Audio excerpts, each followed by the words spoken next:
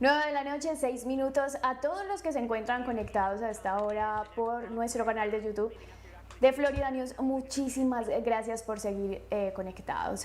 Bueno, hoy el mundo entero vuelve a mirar al cielo porque lo que estamos viviendo no es solo una misión espacial, es el regreso de la humanidad a la Luna, una nueva etapa, una nueva generación, una nueva forma de entender hasta dónde podemos llegar. Todo comenzó el pasado 1 de abril, cuando la nave Orion despegó desde Florida, marcando un hito histórico, la primera misión tripulada en décadas, que se aleja más allá de la órbita baja de la Tierra. A bordo 4 astronautas, 4 historias y una misión, volver a la Luna. Desde los primeros minutos todo fue precisión, separación de los propulsores, despliegue de paneles solares y una transición limpia hacia el espacio profundo. Y en órbita comenzaron las pruebas, chequeos de sistemas, maniobras controladas y una demostración clave, el control manual de la nave. Y como en toda gran misión, también hubo retos, una pérdida momentánea de comunicaciones, al igual que alertas técnicas que fueron resueltas sin afectar el desarrollo del vuelo. Pero mientras la misión avanzaba, también comenzaban a llegar las imágenes. Desde la ventana de Orión, los astronautas observaron a la Tierra como pocas veces se ha visto. Una superficie que hoy vuelve a ser protagonista en la historia humana, y entre esos momentos ocurrió algo sin precedentes. Por primera vez, seres humanos observaban un eclipse solar desde la cercanía de la Luna, un fenómeno que desde esa distancia cambia por completo la expectativa de nuestro lugar en el universo, un momento tan impactante como delicado, que requiere protección especial y precisión absoluta. Mientras tanto, la vida a bordo continúa. Los astronautas se comunicaban con Houston a través de sistemas integrados, auriculares y transmisiones directas que llegan en tiempo real a la Tierra. Han compartido mensajes, reflexiones y momentos de profundamente humanos. Han hablado de la Luna no solo como un destino, sino como un futuro posible, como un lugar que podría conectar a toda la humanidad. Y así, paso a paso, objetivo a objetivo, la misión fue avanzando hasta alcanzar uno de sus momentos más importantes, su máxima distancia de la Tierra, más de 252.000 millas, el punto más lejano, el momento en que la humanidad estaba más alejada de casa. Y entonces llegó el momento más crítico de todo, el paso por el lado oculto de la Luna, ese lugar donde la comunicación se corta, donde todo se detiene, donde solo existe el silencio. Y así fue. Durante cerca de 40 minutos la nave Orión quedó completamente incomunicada, sin contacto con Houston, sin respuesta, solo la tripulación y el espacio. El mismo silencio que marcó las misiones de Apolo y que hoy vuelve a ser historia, pero entonces la señal regresó. En el tiempo exacto, sin fallas, sin inconvenientes. Orión salió del lado oscuro y volvió a conectar con la Tierra, confirmando que todo, absolutamente todo, ha funcionado como estaba previsto y que la misión continúa ese camino, incluso ya iniciando su regreso hacia casa. Pero justo antes de ese silencio, el piloto de la misión, Victor Glover, dejó un mensaje que hoy le da la vuelta al mundo. Abro comillas. A todos ustedes allá abajo en la Tierra y alrededor de la Tierra, los amo desde la Luna. Y quizás eso es lo que realmente representa esta misión. No solo llegar más lejos, sino entender que incluso desde el lugar más lejano, siempre vamos a querer volver a casa. A ustedes, gracias por acompañarnos en esta cobertura. Si este contenido les parece importante, compártanlo, déjenlo, denle me gusta, suscríbanse y activen la campanita de notificaciones para seguir conectados con toda nuestra información. Y recuerde que Florida News está con ustedes las 24 horas del día en nuestras señales streaming. Disponible también en Roku TV, en Fire TV de Amazon y en nuestras aplicaciones para smartphone. Soy Natalia Bedoya y hasta una próxima emisión, y gracias por elegir a Florida News, la nueva forma de ver las noticias.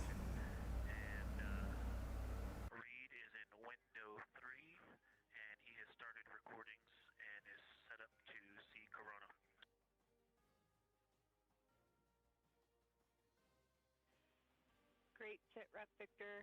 That sounds like a good config, and we're showing coronal effects start to appear on your video camera. So in the next few minutes, we should start to hear your observations.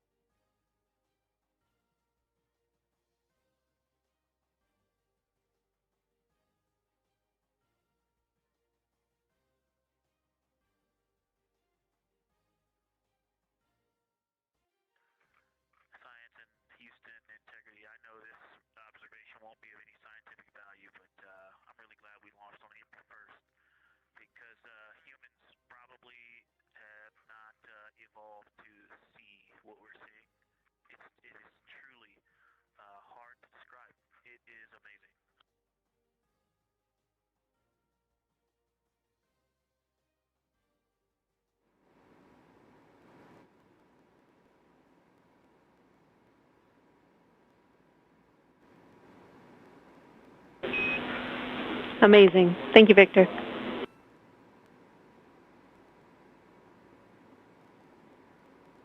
And just one more logistics note, we have gone as dark as we can in the cabin. We have turned the DUs all the way as dim as they can go, so you can't see anything on the screens. Every bit of light in the cabin affects the view. You're definitely seeing the brightness go closer. It's definitely brighter on the Earthshine side, and so we're expecting to see some corona here soon. We copy all. Excited for what you see next.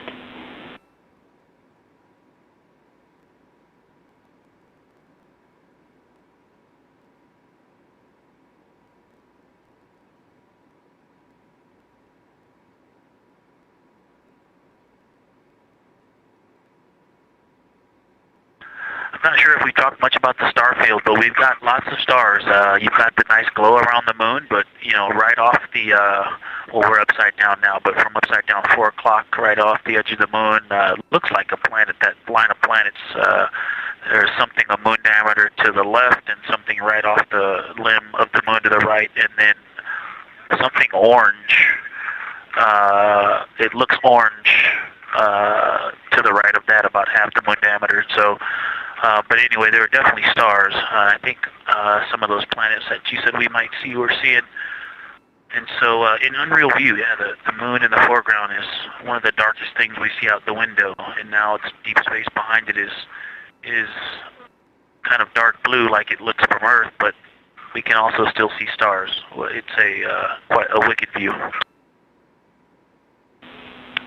Victor, Ike's doing the best job, and I'm not going to try to add on to what he's doing. It's indescribable. No matter how long we look at this, our brains are not processing this image in front of us. It is absolutely spectacular, surreal. There's no adjectives. I'm going to need to invent some new ones to describe what we are looking at out this window. This is just absolutely beautiful and inspiring to hear. And Victor, we suspect what you're seeing is Saturn and Mars. That reddish object is likely Mars. Good opportunity to look to the future of where we're going.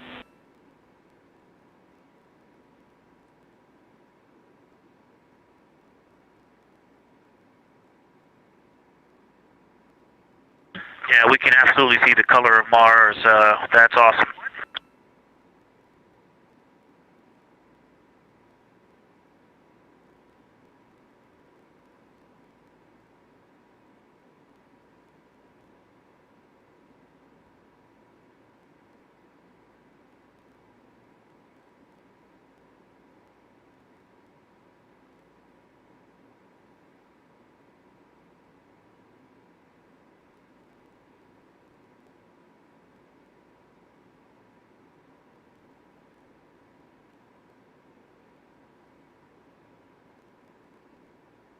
Okay, and from this vantage point, the 4 o'clock on the Earthshine side is definitely getting brighter, still no coronal structure.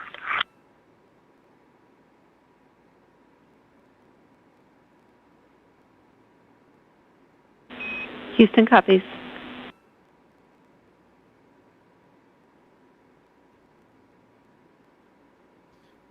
As we're hearing these comments from the Artemis II astronauts, simply gobsmacked by what they're seeing, as Victor described it. Quote, humans aren't evolved to see what we're seeing. It's hard to describe. It's truly amazing. What we're starting to see... We aren't able to distinguish which Mare is, but we can clearly see Mare in the Earthshine.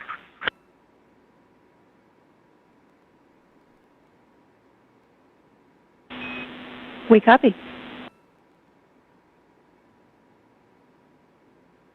You're just starting to see the glow of the sun as it begins to peek out from the other...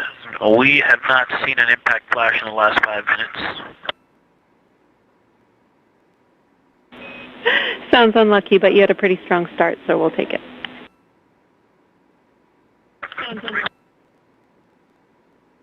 And actually, right after I said that, right at the south pole, near the South Pole on the Terminator. Reed just saw one.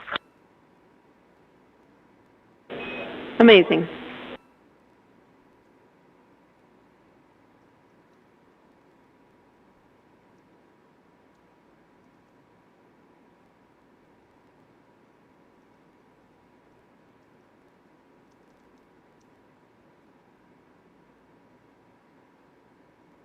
Got about 13 and a half minutes remaining before the official end of the eclipse period. You can track that in the upper right-hand corner of the screen. What I was just starting to say is that Integrity science, and as you look around our solar system neighborhood, you should see Saturn setting behind the moon right now.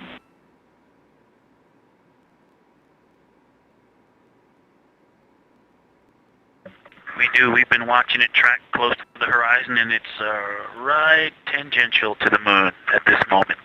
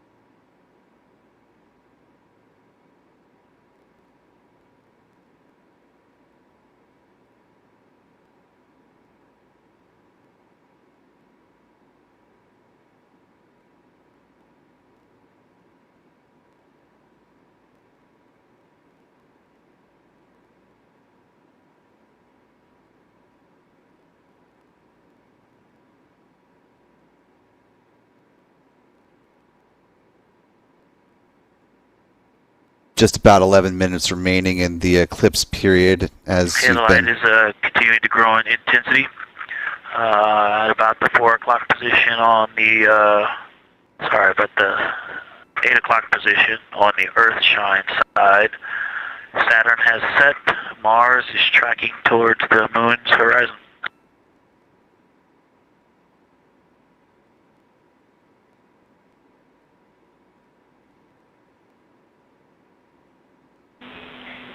Integrity science, we copy, and we're starting to see it on the vehicle stream. Looking forward to any coronal observations you can share with us.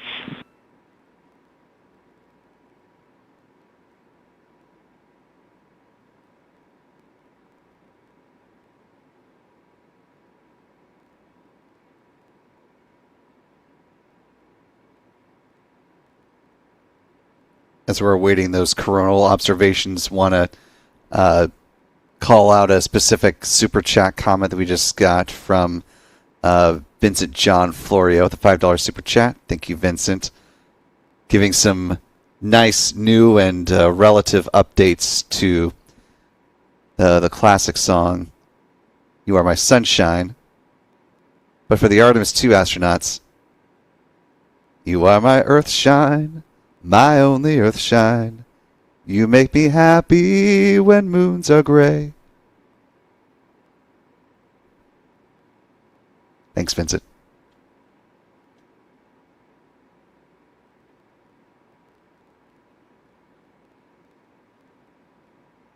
And science integrity, still no coronal structure at this time, just continuing to grow in intensity.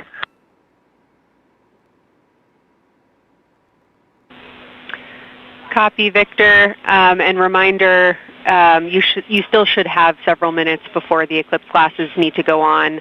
And we can send you up a reminder when you're getting close to take your eyes away from the D5 viewfinder. But you should be good for several more minutes.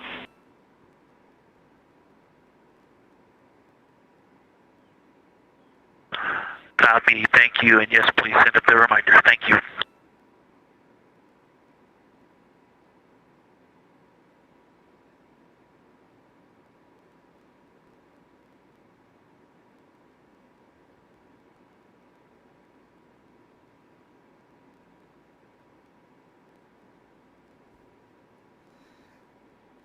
In the realm of Earthshine related either made-up lyrics or actual songs. We all think we're starting to see something. I believe the most popular term is baby hair.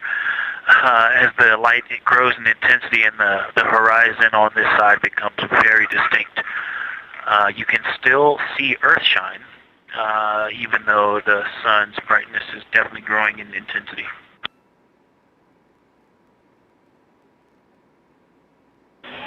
Love the description, Victor. I'm sure as the next couple minutes progress, more of those structures will continue to pop out.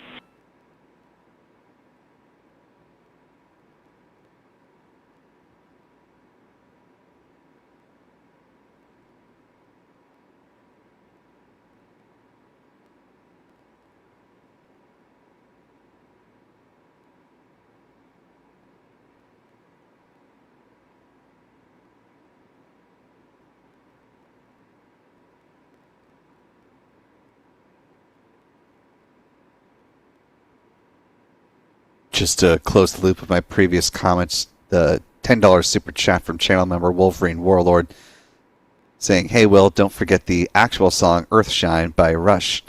Jeremy would know them since they're Canadian."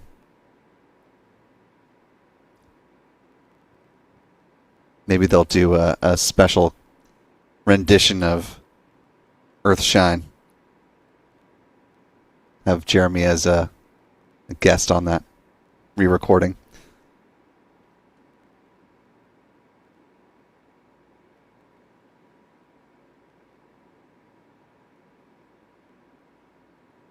Sun becoming significantly more prominent, peeking out from behind the moon. We are definitely starting to see structure. That baby hair is rapidly growing out toward the 9 o'clock and the 8 o'clock.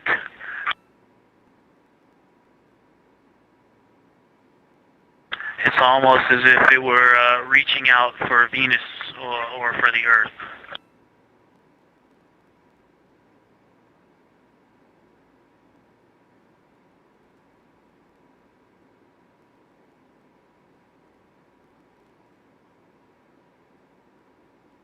If you've ever seen the spotlight off the top of the Luxor at night in Las Vegas, this looks like what that wants to be when it grows up.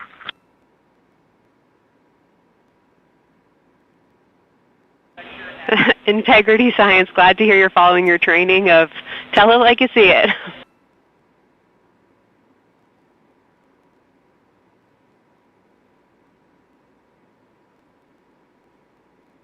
So far, it's pretty symmetrical.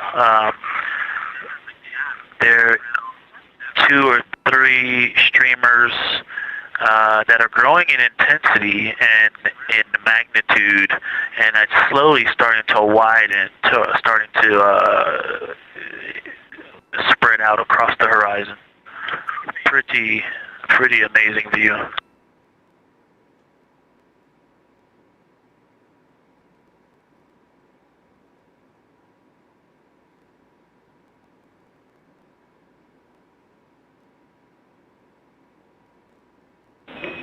And Integrity Houston, great words. Reminder for you, we are approaching the brightness level at which you should no longer be using the viewfinder on the D5.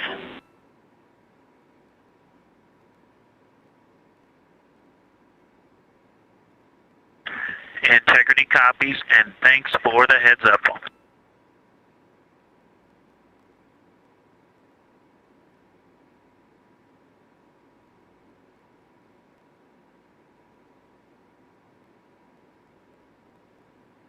Oh, and I think we're seeing some directionality. Some of it is going in different directions because it appears to be moving and combining and recombining as it it's pointing in different directions, and some of it appears to be going like down toward the south pole of the moon, but it's and then coming back together and going out towards Venus and the Earth. And depending on how I stare at it, it looks like one large structure, but then it definitely has wisps, and you can see 3 or 4 structures inside of it. It's like watching a flame. It's like looking at a flame, and stand by. And so it has some inherent movement. Now there's a very bright spot. There's a very bright spot in the center of it. There's a towering light of... And there's boom, a towering there's light, the sun. and then there were like 2 streamers that were going 30 degrees out from it. And now it is just extremely bright.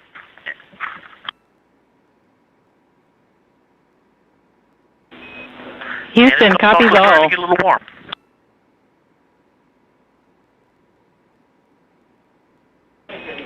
And we copied all. We wanted to remind you at this point on the eclipse glasses. Should be about time for those.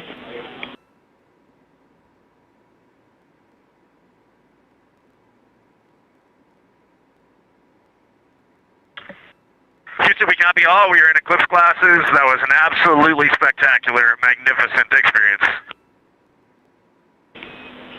Thanks for the report. We sure wish we were there with you.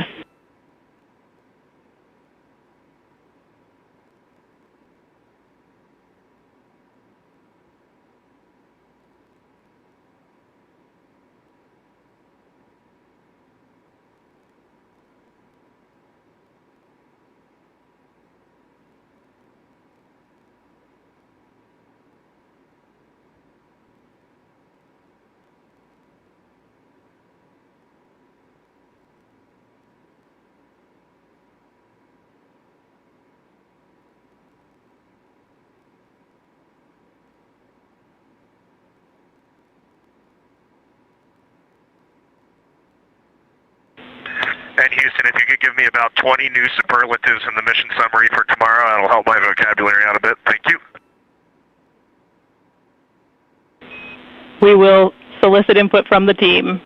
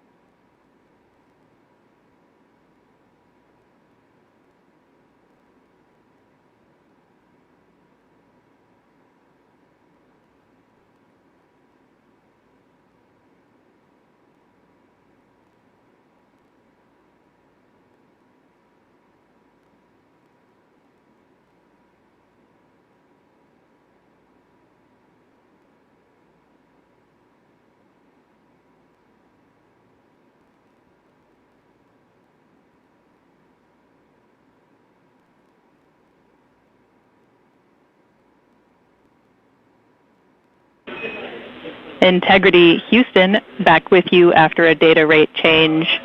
Regarding the SAW-3 camera T low caution, no action for you. It just got a little cool during the eclipse.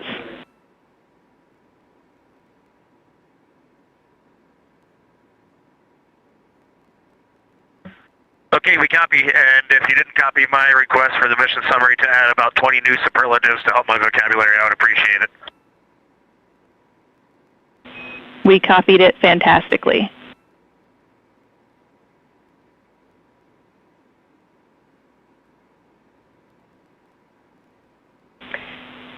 And Integrity Science, this is basically wrapping up your fly-by-day observations. I can't say enough how much science we've already learned and how much inspiration you've provided to our entire team, the lunar science community, and the entire world with what you were able to bring today. You really brought the moon closer for us today, and we cannot say thank you enough. And Science signing off, and can't wait to talk to you tomorrow morning.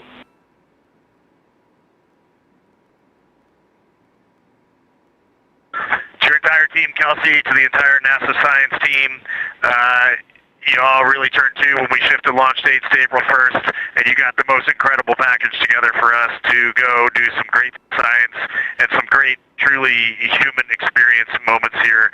And we were well prepared, and we appreciate all of you. And this is what we do best when we all come together and work as a team. So you all knocked it out of the park. Thank you for giving us this opportunity. Beautiful words, Reed. Thanks so much.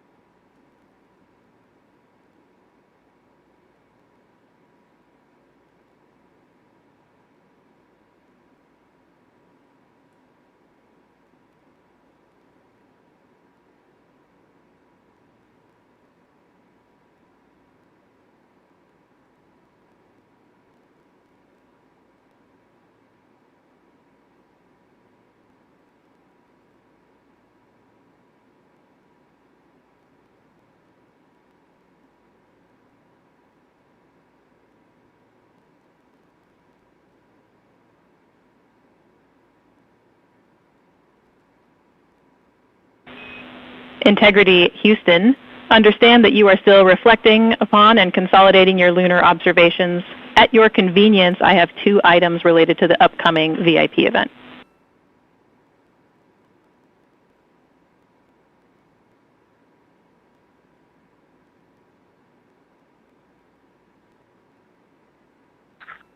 Go ahead. All right, first we wanted to let you know that the message for that upcoming event is on board for review at your convenience. That's message 3.06.04. The second item is that we've seen a couple of video blips in previous events. So during the HDPAO setup activity, we're wondering if Jeremy could please confirm for us that the TS rate is set to 1300 when you get to step 10.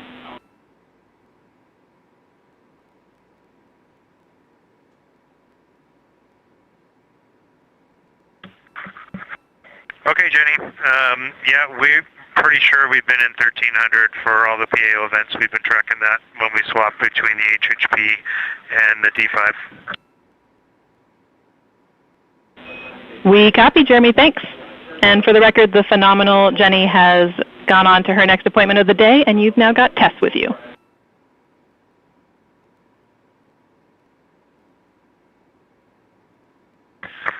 I'm sorry, Tess. Great to have you on board Integrity. No worries. Happy to be here.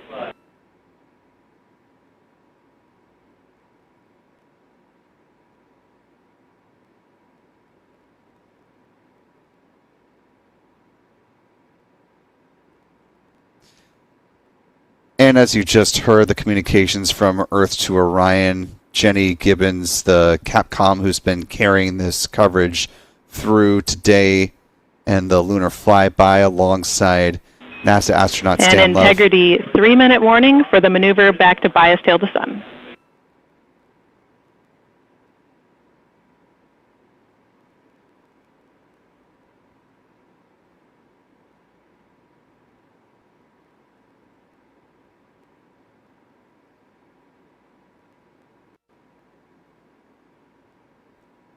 Those 2 Capcoms are now departed, having wrapped up their shift today. You're looking at Capcom Tess Caswell, who is scheduled to be working alongside NASA astronaut and Artemis II backup astronaut Andre Douglas in this, what is known as Orbit 2, which is the second shift for the 24-hour continuous coverage cycle here in the White Flight Mission Control Room. The Capcoms who will be picking things up in the overnight to morning hours as the crew enters into their sleep period. That will be Capcom's Amy Dill alongside Daniel Serber. And then following that, Orbit 3 on Flight Day 7 will pick it up with Stan Love as the primary Capcom. And with a very busy day now in the books, we're going to go ahead and wrap things up here for us in our dedicated live coverage of the Artemis II lunar flyby. Of course, we will continue to keep up our 24/7 live stream Artemis Live, and we'll have the Earth to Orion communications available for all of you there in that format. Really want to thank all of you who supported our channel with the super chats and all the nice comments in the live chat throughout the day. Sorry we weren't able to get to every single one of them, but know that we will go back and read them, and we certainly appreciate all of you who are continuing to support what we do here at Spaceflight Now, especially when it comes to big mission coverage like this on the ground. It is, as you might guess, not a cheap endeavor, and we certainly appreciate those of you who are able to support us in that way.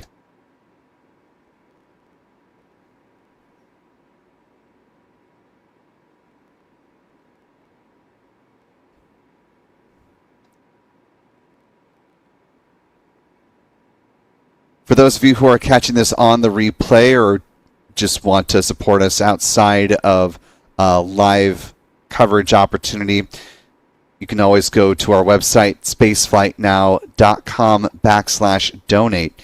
And there you can see a description of how we use the contributions from you, dear viewer and reader, in our on-the-ground journalism, trying to bring you the best and robust possible coverage, especially when it comes to big reporting opportunities. A round of applause you can see there in the control room as the flight controllers who have been working hard here on Orbit 1 are now departing Orbit 2, taking the wheel from here. I want to give a big shout out to our moderators in the live chat who have been helping us out throughout the course of our coverage, to Astro Joe and Jeff Hansen principally, who have been with us for the duration, and thanks to the rest of the moderators who are able to support through our Artemis live coverage. Thanks as well to channel member Cumulus Granatus, who's been in the chat as well to answer folks' questions throughout the course of today. A big thank you, of course, to our team behind the scenes who have been doing a lot of various activities to make sure that the broadcast has been as seamless and dynamic as possible. To John Pisani and Adam Bernstein, Michael Kane out there as well, and to our Spaceflight Now editor, Stephen Young.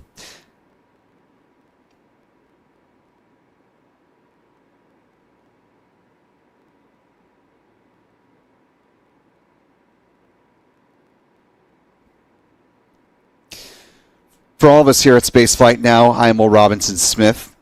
Again, we will be here in Houston through the return of the Artemis II crew, seeing a safe splashdown off the coast of San Diego coming up in just a few days' time. I'll give a last word to Jesse Pereira with a $10 super chat, saying I just want to give at least a big thank you for the live stream, and just to say how honored I am to be able to watch all this live. It is so cool. And I will say it for myself, and speaking on behalf of the team, it has been very cool and an honor and privilege to be with you all for this day in history. For all of us here at Spaceflight Now, I'm Will Robinson Smith. Remember, be good to yourselves, be good to others. We will see you next time, folks. And until then, bye-bye.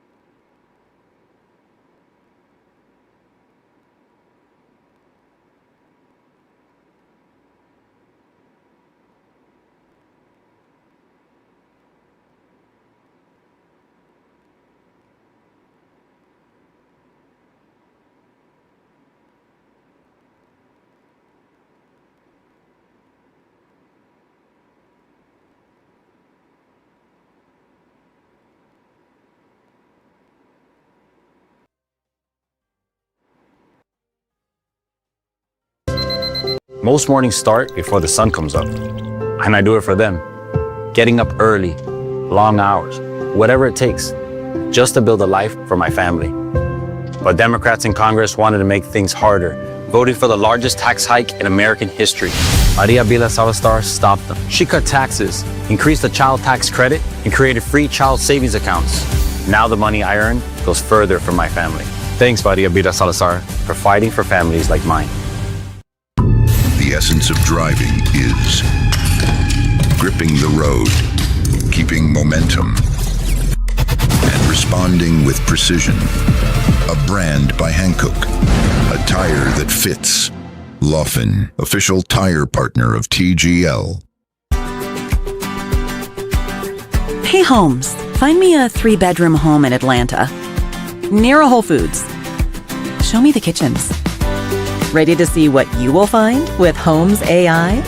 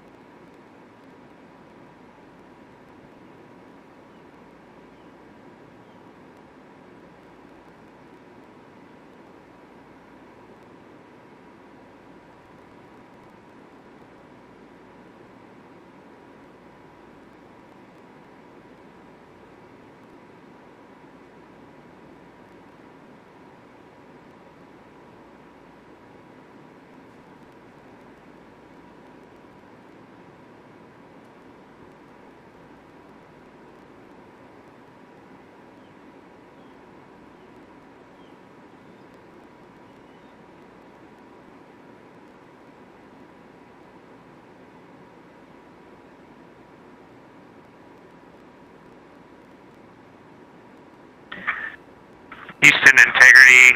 We're curious if you're ready for us to start the stream a bit early and to test scene and voice.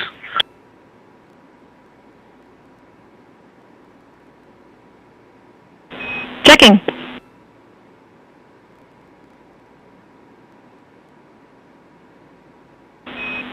And integrity, affirm. We are go to start the stream.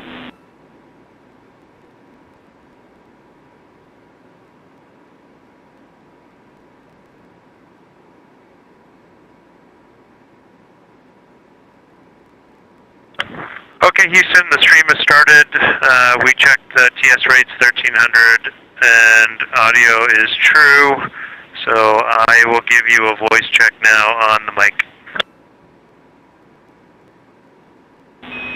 We copy good settings and we've got a good view.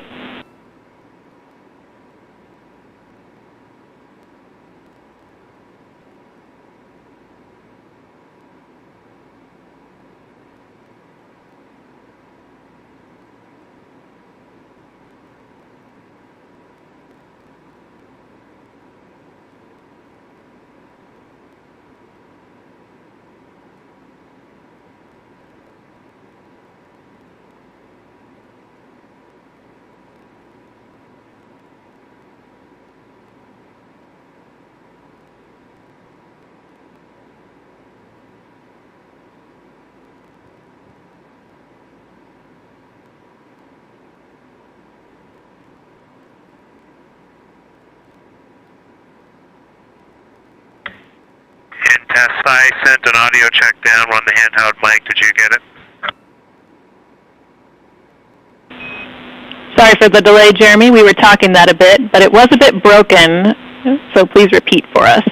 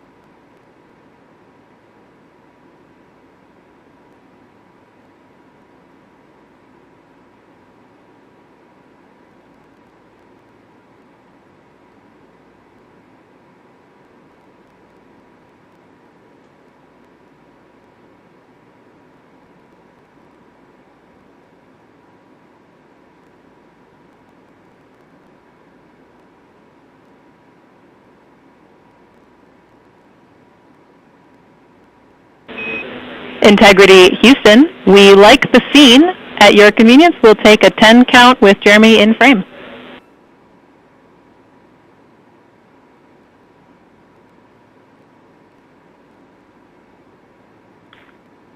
Okay, copy that. Give us 2 minutes and or 1 minute and we'll do that. Copy.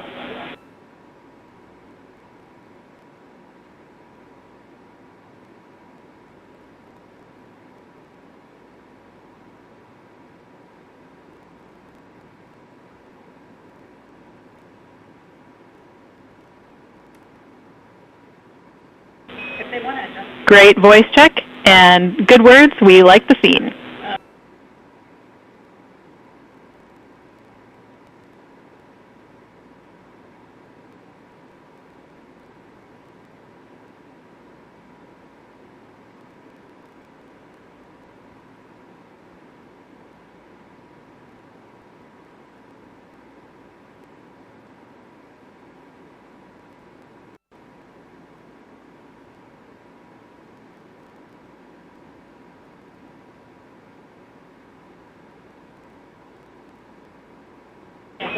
And Integrity Houston, we are seeing a black cable going right through the middle of the scene. At your convenience, if you would please move that, PAO would appreciate it.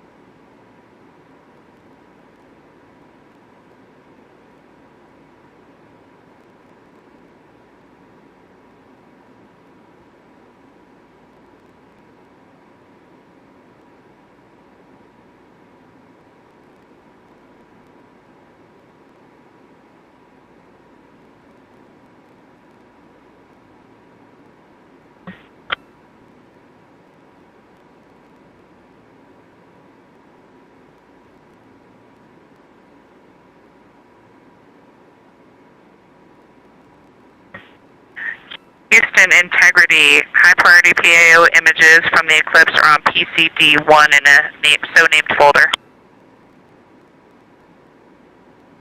We copy, Christina. Thanks.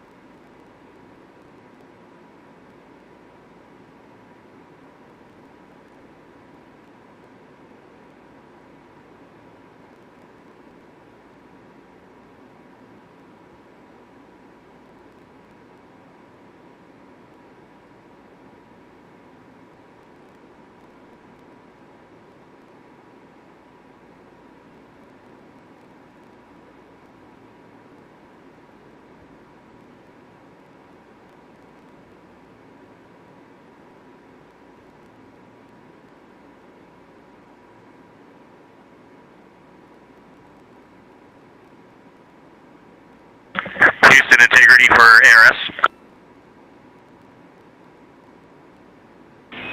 Go ahead, integrity.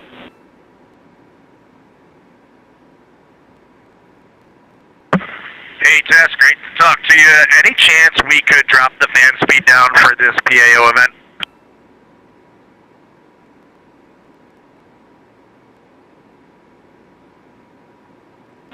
We will put that in work. Great to be talking to you too.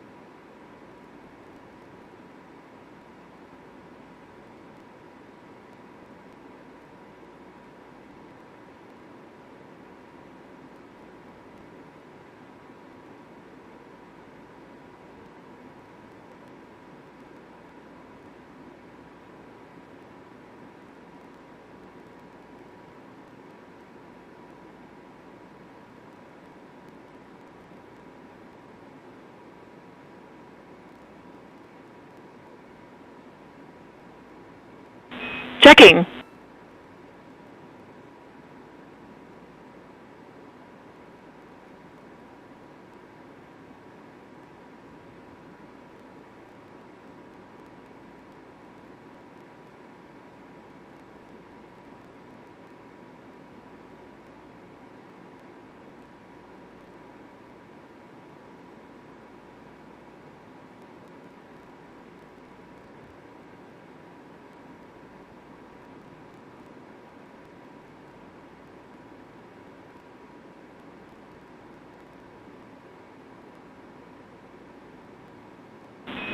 And Integrity Houston, overall, we are quite happy with the framing. We just see a drink bag that is right behind Victor's left elbow that we want to make sure doesn't float free during the event.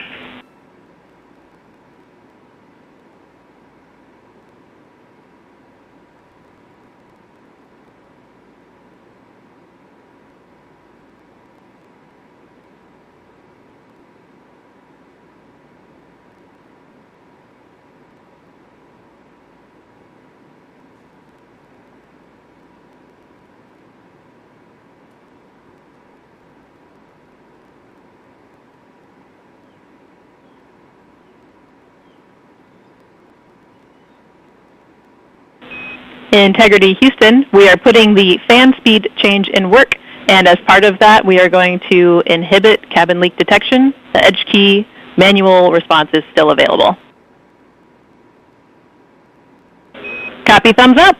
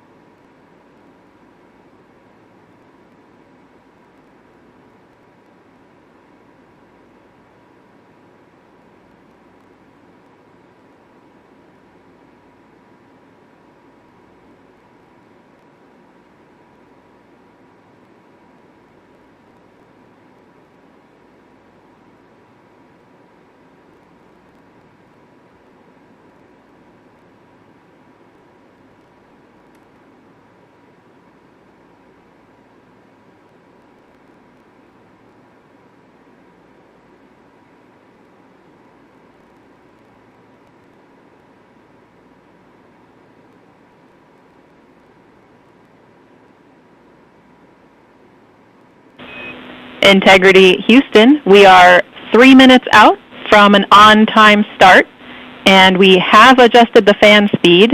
We'll take a thumbs up if you're happy with it. Copy, thumbs up.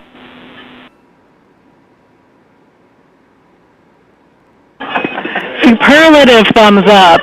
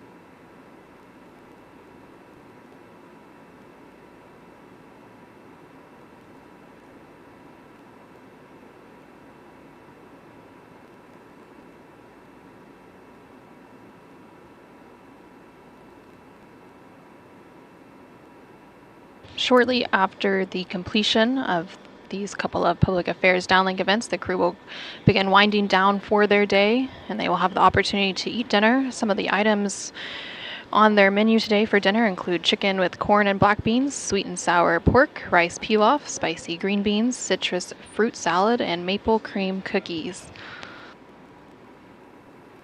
All of the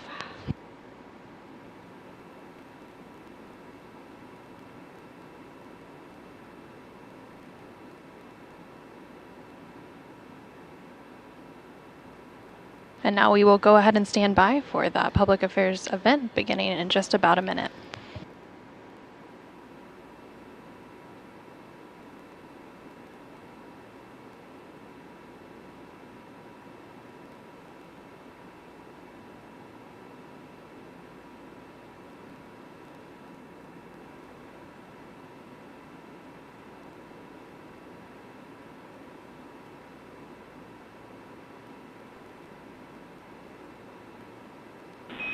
Integrity Houston, no action for the DU-1 caution. We're taking a look.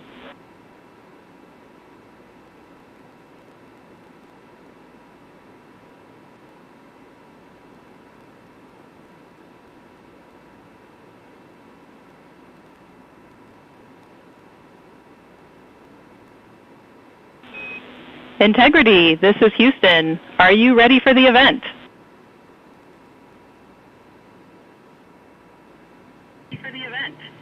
Hello, Houston. Integrity is ready for the event. Administrator Isaacman, this is Mission Control Houston. Please call Integrity for a voice check. Integrity, Jared Isaacman, comm check.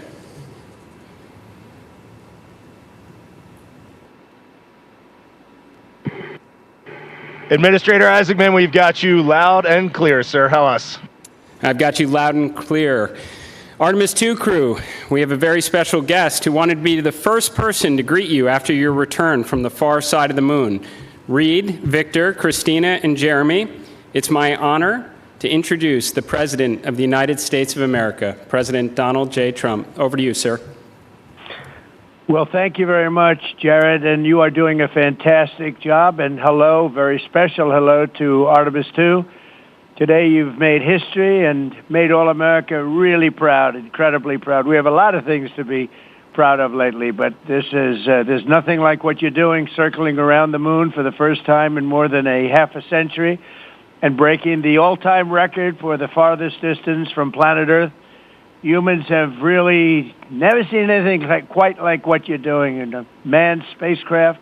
It's really special. I want to personally salute and congratulate Commander Reed Weissman, Pilot Victor Glover, Mission Specialist Christina Koch, and Jeremy Hansen. And I also want to thank the entire amazing team at NASA, headed by Jared, who's a very special guy, by the way, and You all made this day possible, and you've really inspired the entire world. Really, everybody's watching. They find it incredible. I just watched you go to the back of the moon, and people haven't been there in a long time, we can say, but it's going to be more and more prevalent because we're going to be doing a lot of traveling, and then you're going to ultimately do the whole big trip to Mars, and that's going to be very exciting. So you look at, we had no astronaut has been to the moon since the days of Apollo program. The Apollo program was also very special, but that was 50 years ago, and at long last, America is back, and America is back in many ways stronger than ever before. We're the hottest country anywhere in the world. The Artemis crew flew in the most powerful rocket NASA has ever made, ever launched, traveled over 250,000 miles, broke the distance record set by the legendary Apollo 13, and America is a frontier nation, and the 4 brave astronauts of Artemis II are a modern day, you really are modern day pioneers, all of you, and one of them happens to be a neighbor. You know who that is, right? You have a special person over there, a neighbor, and we like our neighbor. Your mission paves the way for America's return to the lunar surface very soon. We're going all out. We're doing everything we can, and it's headed up by Jared. We'll plant our flag once again, and this time we won't just leave footprints. We'll establish a permanent presence on the moon, and we'll push on to Mars. That'll be very exciting. I'm waiting for that so much. I'd love to be here, but maybe we won't quite make it in terms of timing, but we will be up in the moon, and that's going to happen soon. So America will be second to none in space and everything else that we're doing, and we will continue to lead the whole thing into the stars, this incredible journey into the stars. So I just wanted, it's an honor to speak to you, and I wanted to congratulate each and every one of you. And tell me, what is the most unforgettable part of this really historic day? The whole world is watching and listening. Please tell me.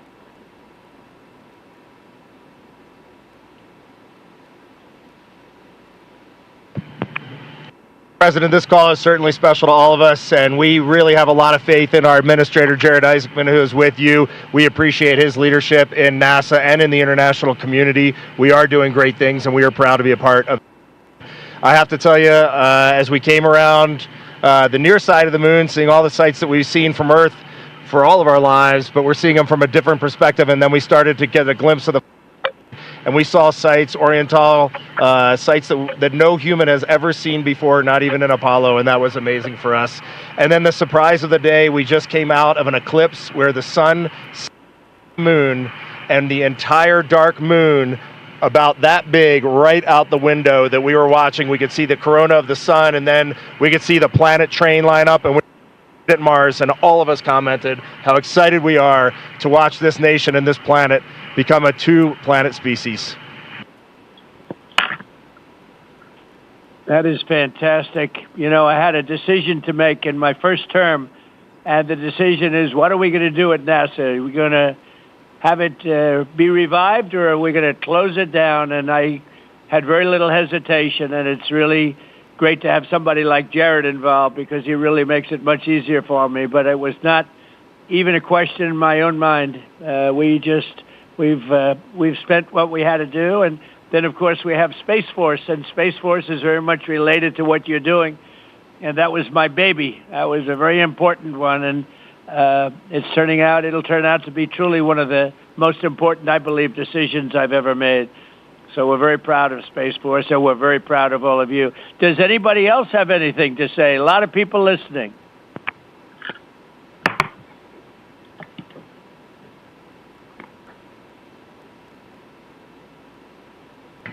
Mr. President, to be here with you speaking about our incredible day today.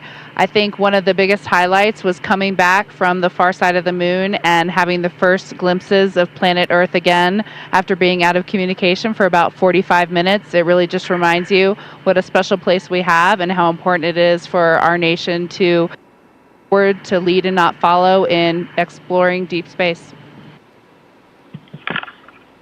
I'd like to ask, what was your feeling when you had no communication, zero communication? All of a sudden it was cut off by, obviously, your very special location. What was your feeling when you had no communication? A little bit different, perhaps.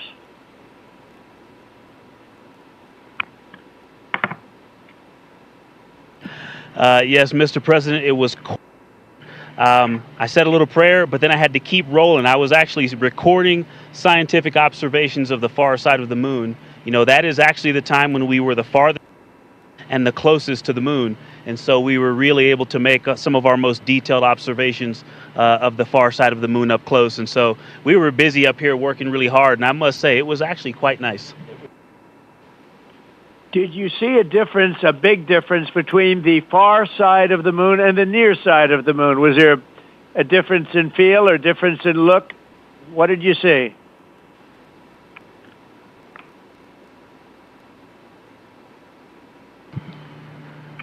Well, Mr. President, we certainly did, and our science team really set us up well to understand what they thought we might see. And the gravitational pull of the Earth has had a profound effect on the near side of the moon, changing all those dark mares, those dark patches of the moon you see from Earth. It's very different on the far side.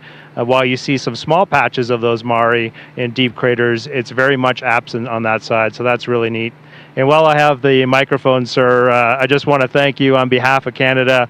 The space leadership you spoke of from America truly is extraordinary. I've said this many times before. A nation that leads like that and creates and sets big goals for humanity that brings other countries along with it is truly incredible. And I know that's a very intentional, not a necessary decision, intentional decision to lead by example and to allow other countries like Canada to share our gifts and help you achieve these mutually beneficial goals, like establishing a presence on the moon and eventually going to Mars. And Canadians are so proud to be a part of this program. Well, I have to say I spoke to a very special person, Wayne Gretzky, who I think you know, the great one. And I spoke to your Prime Minister and many other friends I have in Canada. They are so proud of you. And you have a lot of courage. I'm not sure if they'd want to do that. I'm not even sure if the great one would want to do that, to be honest with you. But you have a lot of courage doing what you're doing, a lot of bravery and a lot of genius. But they're very, very proud of you.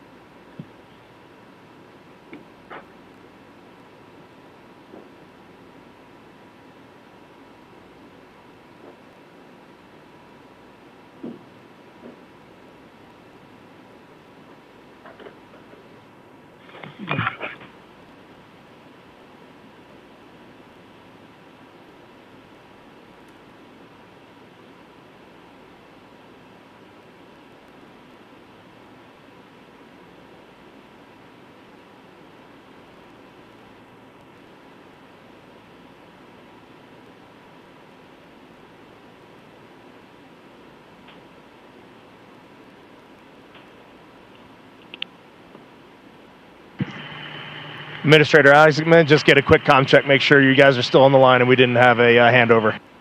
I am. Yes, I am. And integrity, and back over to you, Mr. President. Yeah, I think we might have gotten cut off. It is a long distance. It's a long ways. The reception's been great.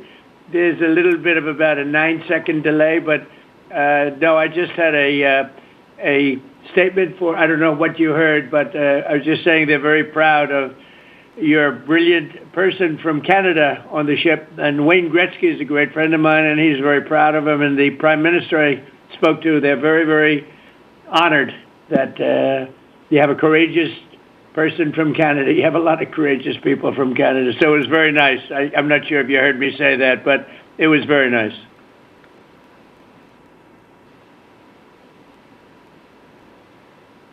Yes, Mr. President, we heard that, and we do love our Jeremy Hansen. We love all our Canadian astronauts, Jenny Gibbons, Josh Kutrick. They're just great people, and they're such a welcome addition to our Corps. Great. Well, I really look forward to, when we can, I look forward to seeing you in the Oval Office. I'll ask Jared to bring you over, and I'll ask for your autograph.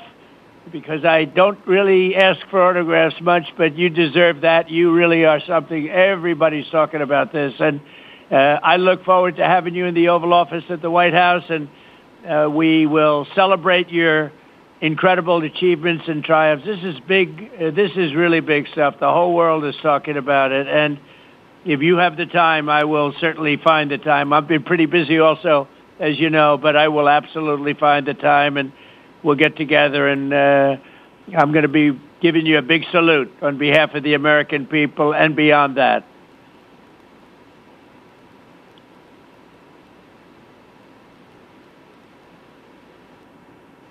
Thank you for that, Mr. President. And when you want us, we will be there. And thank you for your leadership. Thank you to Jared for his leadership. Really, thank you for taking the time out today to visit NASA. It's really special for us, but it's really special for the team on the ground. A whole team of people all around the world pulled this off. And we just want to say thank you to all of you for this. It is the thrill and honor of a lifetime to have been on this journey. Today was amazing, but this 3-year journey has been amazing, and it was made possible by the American people and the Canadian people. And we're so grateful to you all. Thank you very much. Well, thank you very much. And Jared, congratulations. We'll see you soon. And I know that you have Mars very much in your mind, so we'll start thinking about that pretty soon, I think. And thank you. Congratulations to everybody. I'll see you at the Oval Office. Thank you for your time, Mr. President. It's been an honor. Thank you very much. Bye. Bye. Integrity. This is Houston ACR. That concludes the event. Thank you. Thank you to resuming operational audio communications.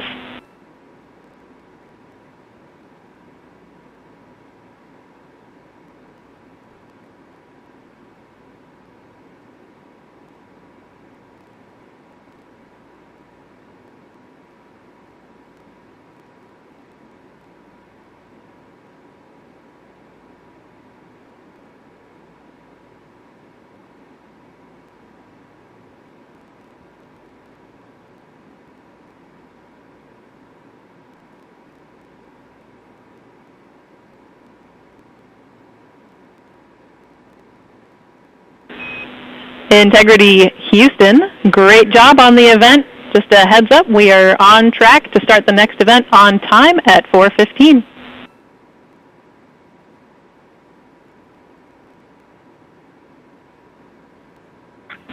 Okay, sounds great. We'll be ready.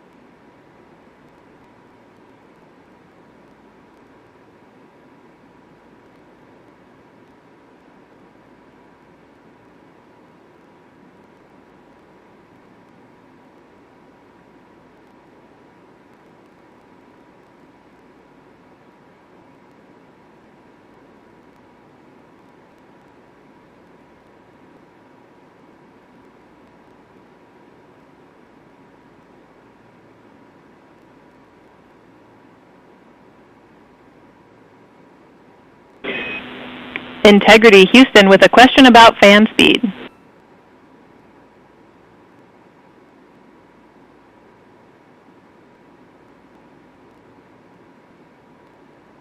Go ahead. Hey Reed, we were wondering if this adjusted fan speed is something that you would like to keep going forward, or if it was just a specific change request for the events this evening.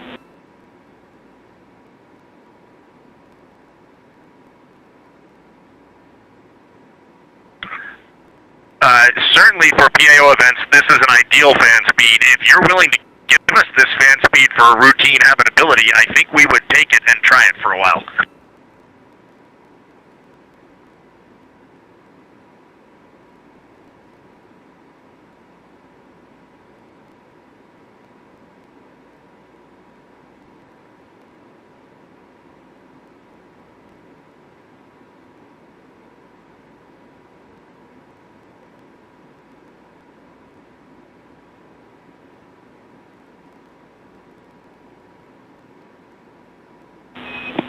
And Reed, we are able to support keeping the fan speed in this config. Happy to keep it here to collect data.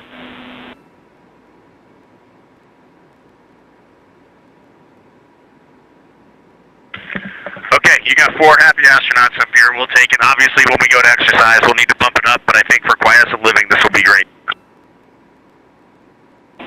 We copy, and we love seeing those smiles.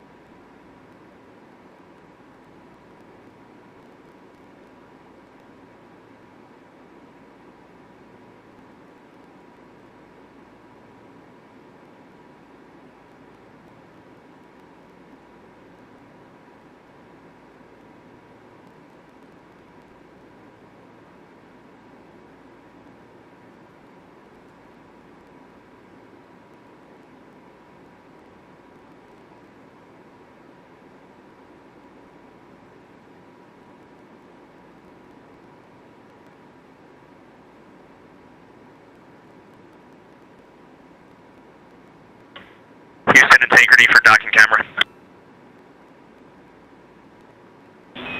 Go ahead.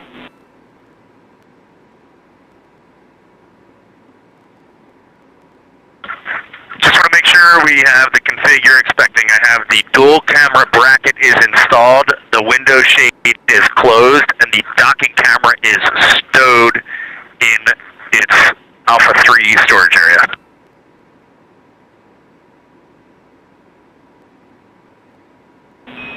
That's a good config.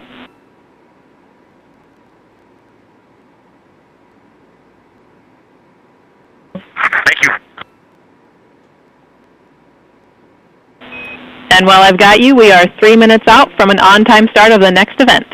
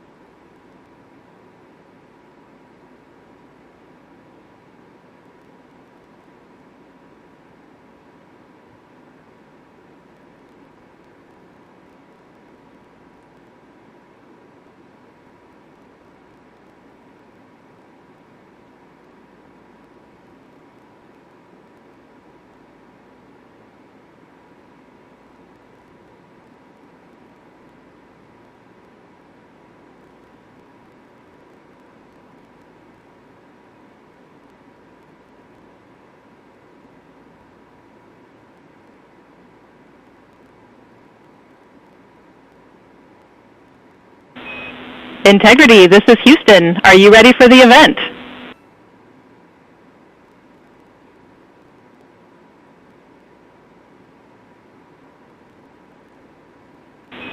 Administrator Isaacman, this is Mission Control Houston. Please call Integrity for a voice check.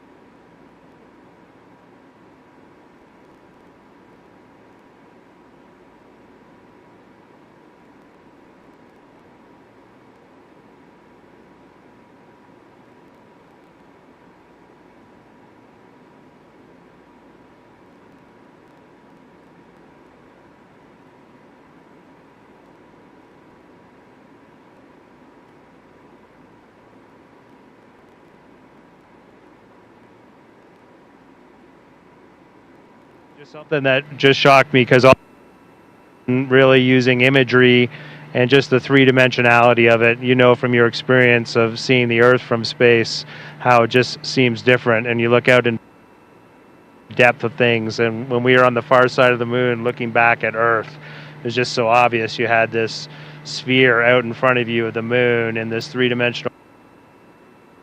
you really felt like you weren't in a capsule. You'd been transported to the far side of the moon, and it really just bent your mind. It was an extraordinary human experience. I'm so grateful for it.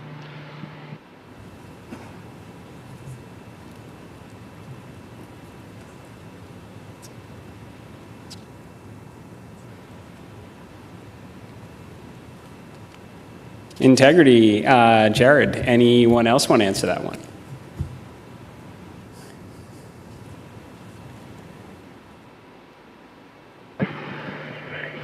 You know, we had an amazing launch. The SLS is quite a powerful rocket, and got us into a 1,200 by, eventually a 100-mile orbit, and clearly power and speed, and then we did our translunar injection, and we were going quite fast. And so with all of that speed, though, it still took us days to get here. And so the scope of all of the things to a 321-foot tall rocket was amazing. It just puts the power required to do this in perspective.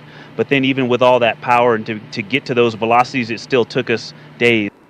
And the breadth of the distance we had to cover. Watching the distance from Earth count up and the distance from the moon count down was one of the most surprising things I've enjoyed. Well, as I was trying to formulate an answer, at first I couldn't think of anything because there are so many things to choose from. I'll try to just narrow it down, but I'm going to go with something we did yesterday, a manual flight test objective, where we just basically got to sit at the vehicle. It was Jeremy and I this time, and just drive around using the rotational hand controller, basically just drive it with the stick, and how well it handled, how tight the control algorithms were, and watching it respond when we actually degraded it on purpose by going into 3 degrees of freedom control, by actually inhibiting some of the jets, which even though we have jet redundancy, of course, for each other in these complicated algorithms. So it was just amazing to be in a deep spacecraft and just be flying it around by hand. The one other thing I'll say, how fast it has gone by. I'm not ready to go home. I can't believe that something this cramped of quarters can fly by and still be fun every single minute.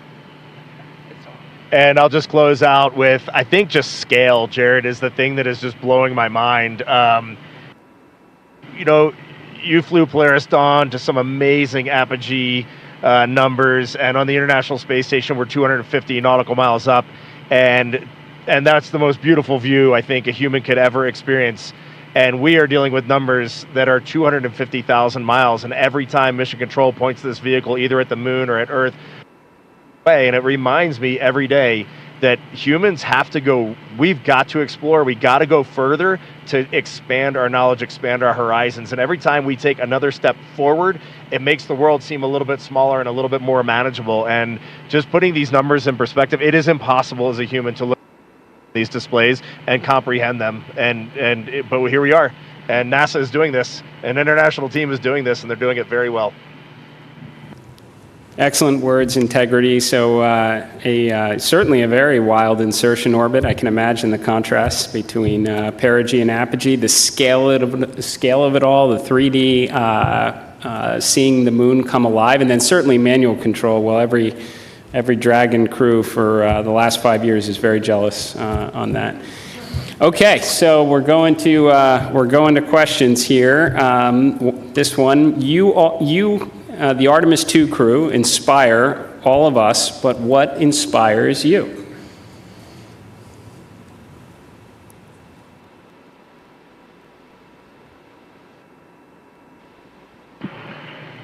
I think as you get older, your answer to that question changes a lot. Certainly when I was a young boy and a young man, just seeing an airplane flying overhead, to me, that really lit a fire in me.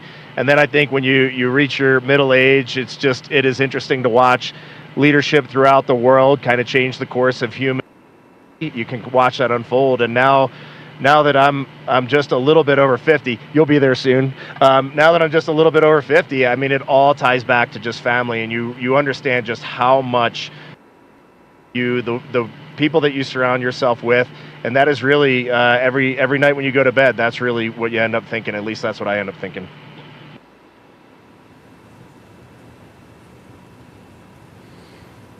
Thank you. All right, so here's a question. It's a good one. So for the Artemis II crew, what is the advice you would pass along for the next astronauts that will go in Orion?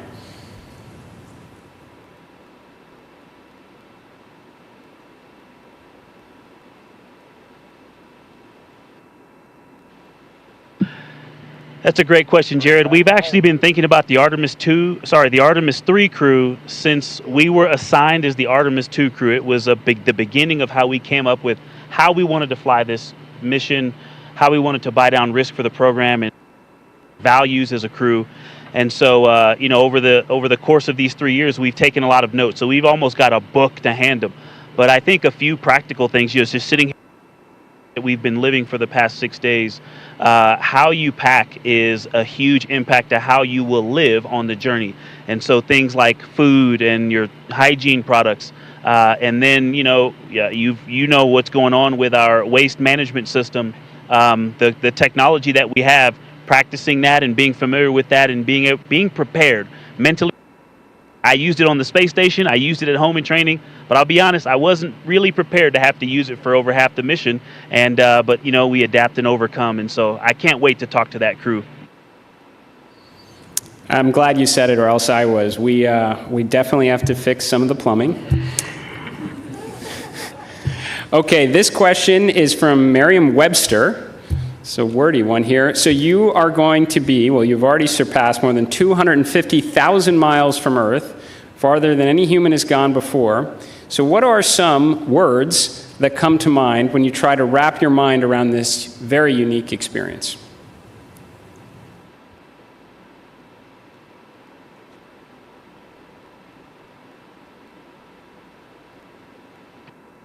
I'll be honest with you, the main word, because superlatives just don't do it justice, is humility.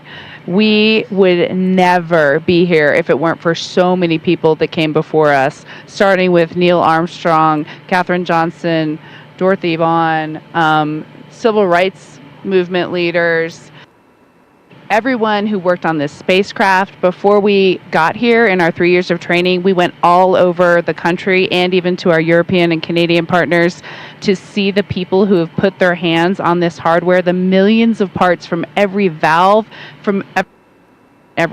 to this entire thing, the people that put on harnesses every day to rig it up in the VAB. They all passed the record. We definitely didn't pass the record up here alone. So this is actually very similar to the question the President of the United States asked just a brief bit ago. But during the quiet moments on your journey, when you were out of contact with everyone here on Earth, what were some of the thoughts that tended to occupy your mind most?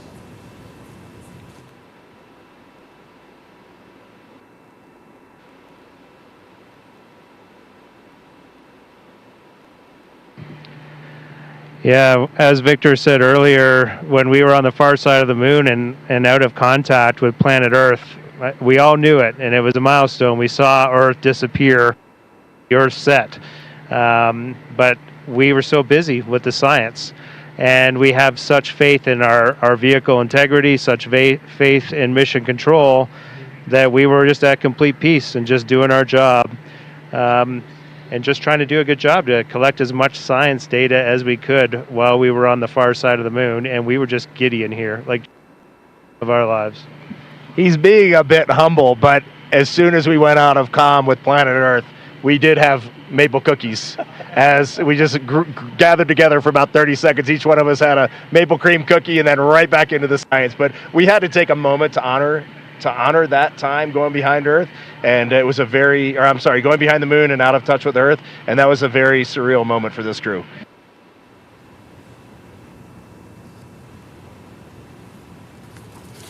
Copy that. Good maple cookies on the far side. And how has this journey changed? How has this journey already changed the way you see our home planet and humanity's future among the stars?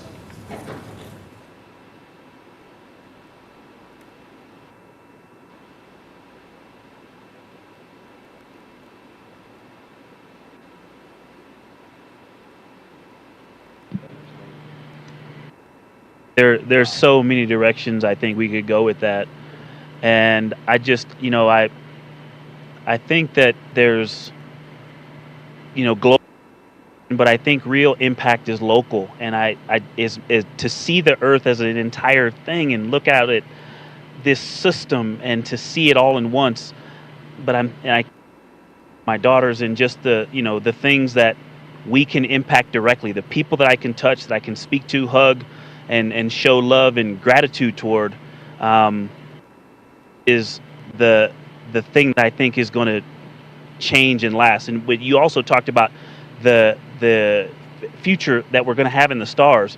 And this mission, I think we swung for the fence and launched on our first try after learning a lot earlier this year. But I think it set the stage for us to go out and continue to swing for the fence hard in our Orion SLS and ground systems programs to go and get the next one teed up so that crew can knock it off out of the park.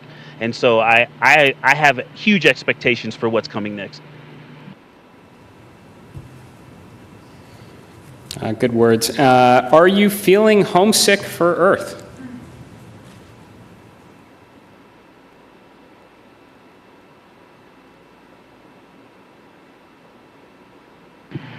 I will tell you, last of my eyes, I did start thinking about getting home. It's not a homesickness at all, but the first time probably in 3 years, I let my mind get past the moon and back towards home.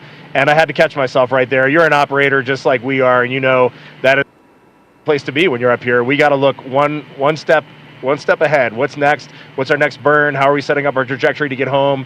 And we are going to do that. We are locked in, and we are definitely excited for the second half of this mission. And we are on guard. We are first crew to fly this vehicle. We are ready for any contingency in any scenario, and we are going to stay locked in every second until we are back on that Navy ship and then home reunited with our families. And copy that. Astronauts like being in space. That checks out. Okay, there's a lot of questions from the space photography community. How are the pictures going so far?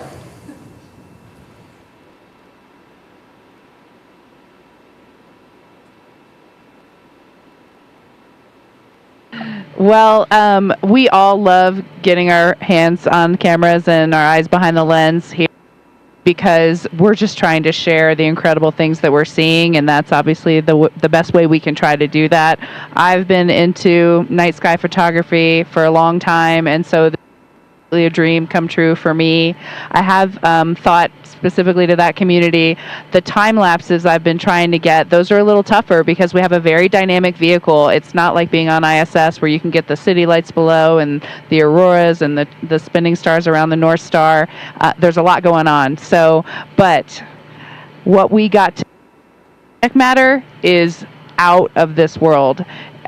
When we viewed that eclipse, that was the one time we all said, we literally cannot capture this with a camera. Everything else, I think we've really put our hearts and minds into making sure we understand so that we can bring that home to everyone. But having to set the low light features for Earth shine on the moon while it's in eclipse, that was a new one. I had to dig deep in my book for that one.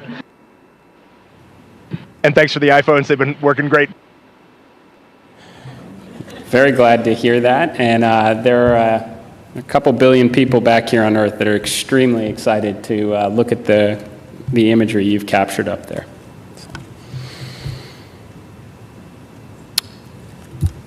Okay, well, I want to thank you all. Integrity. So Reed, Victor, Christina, Jeremy, on behalf of NASA and space-loving people across the world, thank you for taking us with you to the moon. Thank you for your courage, all of your beautiful words that we've heard. You represent the absolute best of us. We are proud of you, and we look forward to welcoming you back safely to the good Earth very soon. Godspeed, and go Artemis II.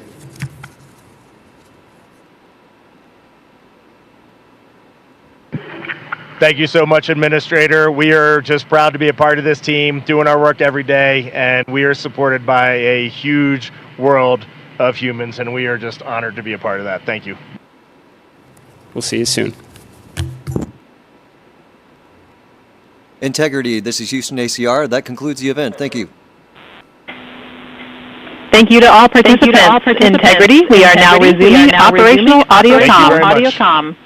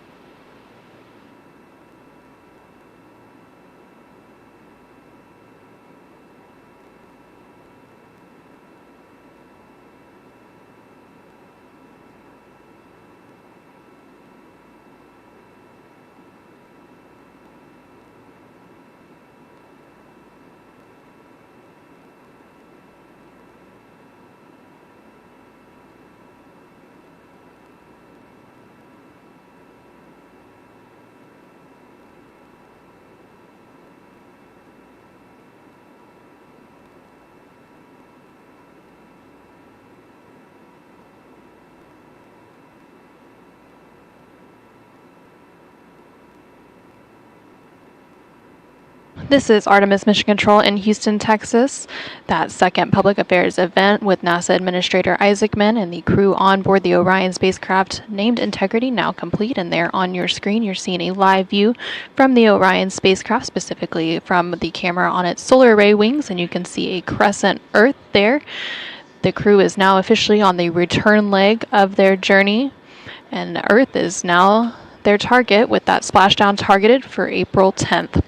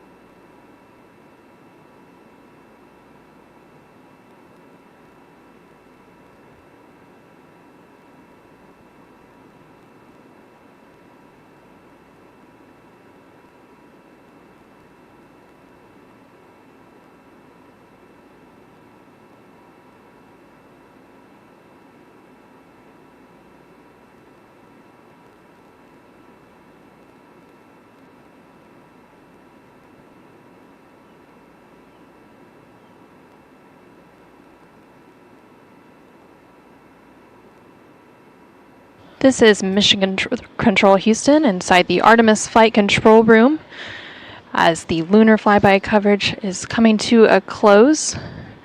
You can see a final look there of the Orion spacecraft and that crescent moon in the distance.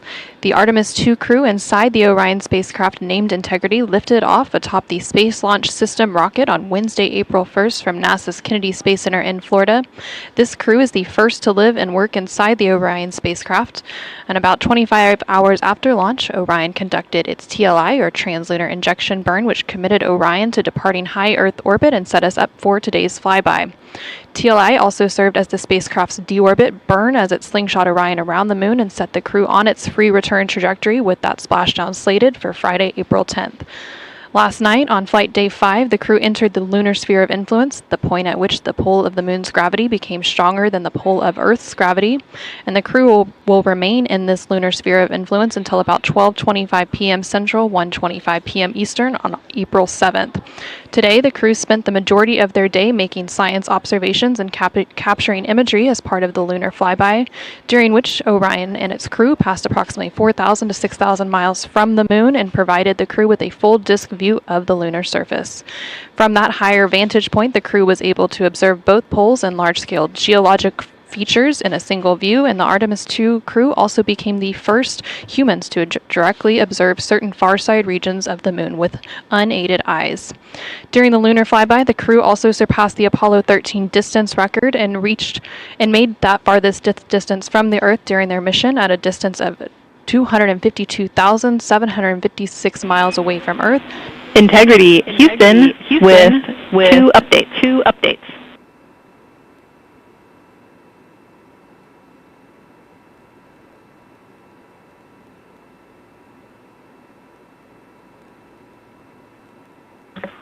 Houston, go ahead with the updates. Hey Victor, again, awesome job on both of those events. The team down here really enjoyed following along. I've got two sync items for you. The first is that based on ground schedules, we'd like to pull your flight director conference up before your PMC, so we'll start the flight director conference at the time the PMC is currently scheduled.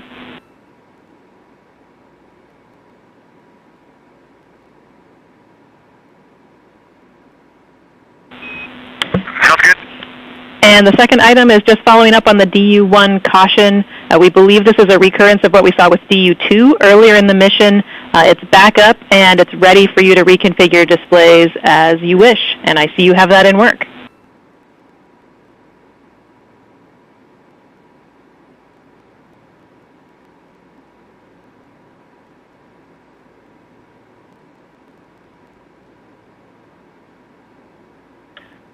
Okay, great. We would love a main and secondary dump line status, really the main line.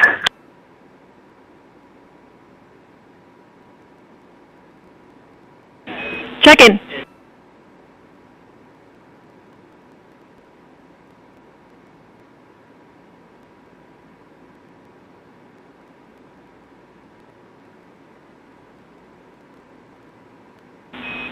And Reed, back with you on the dump lines. The main dump is open and it's proceeding very slowly, but the secondary is still configured and go for use.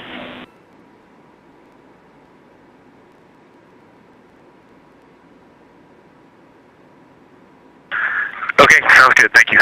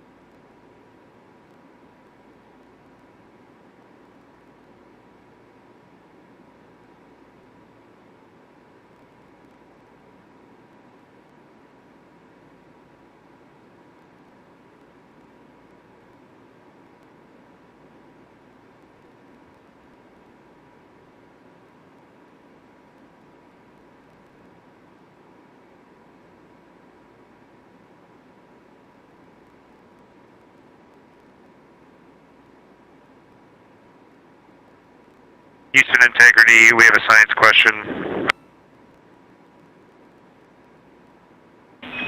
We are ready to copy.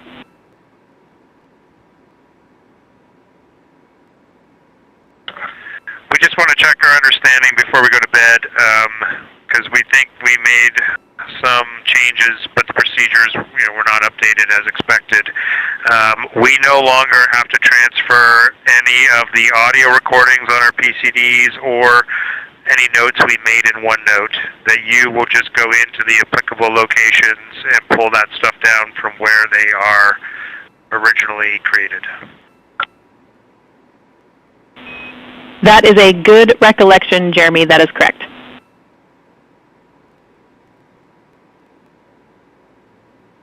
Okay, so we are transferring photos into 4 science folders on all 3 PCDs. And if you go into those 4 science folders, you'll get all of the imagery that we took today. And just a heads up, just so much excitement up here. Sometimes we switch cards and sometimes we didn't. And so the different shifts are on various cards in various places, but all the photos are there. Copy all. Thanks for the report.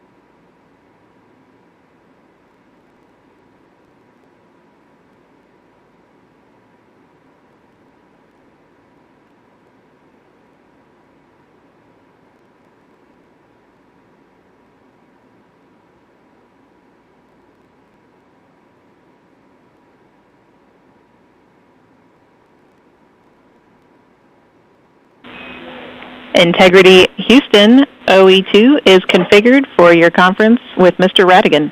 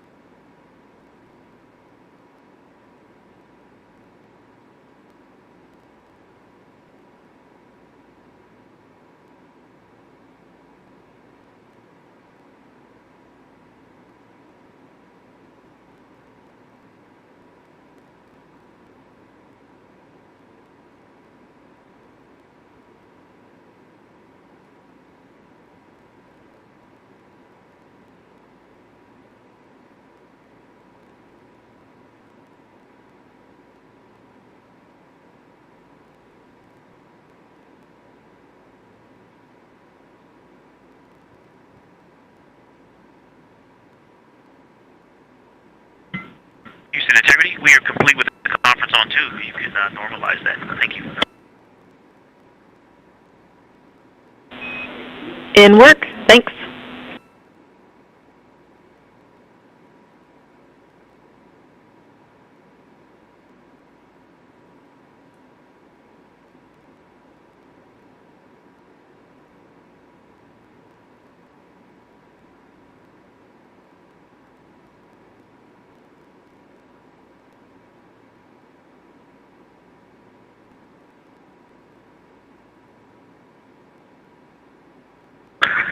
And Houston Integrity, the actor data is on PCD2.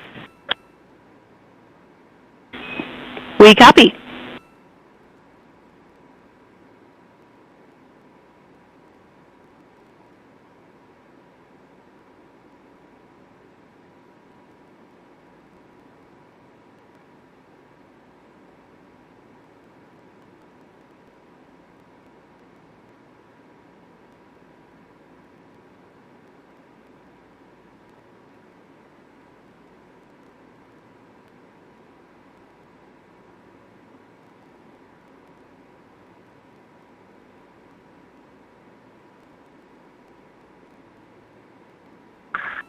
Houston Integrity on 1 for imagery for downlink folders. Go ahead.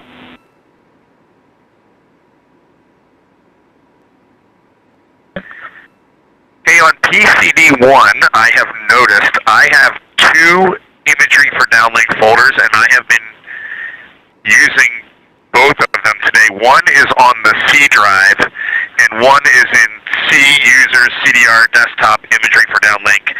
So when they're downlinking from PCD1, please have them check both folders, and then after, it looks like there was an alias placed on my desktop, and that has caused that confusion. So likely my fault, don't recall.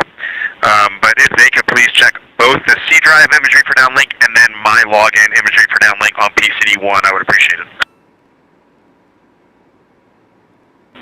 We copy.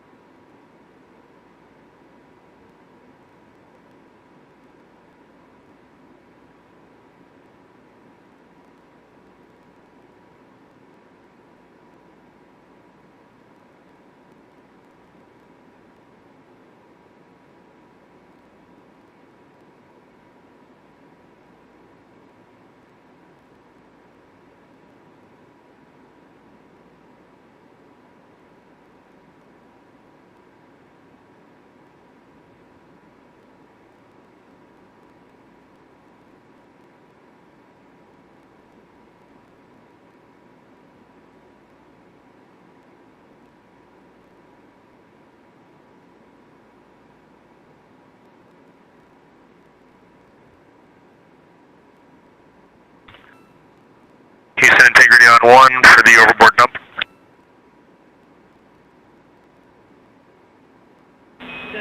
Go ahead.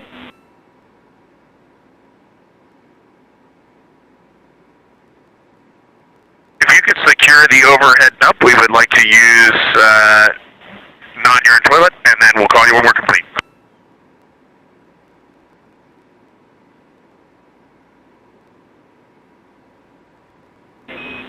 We are putting that in work for you, and I have 2 other updates for you while I got you, if you're okay with a little bit more interruption to your pre-sleep.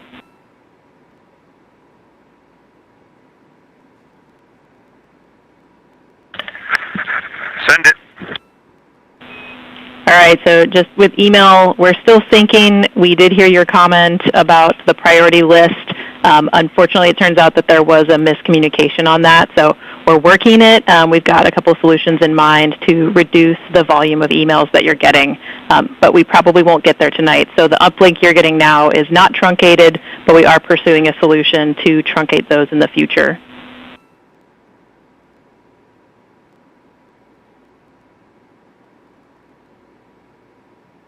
Okay, and what's your ETA on how much longer you want us hands-off email, or we're just not going to have access tonight?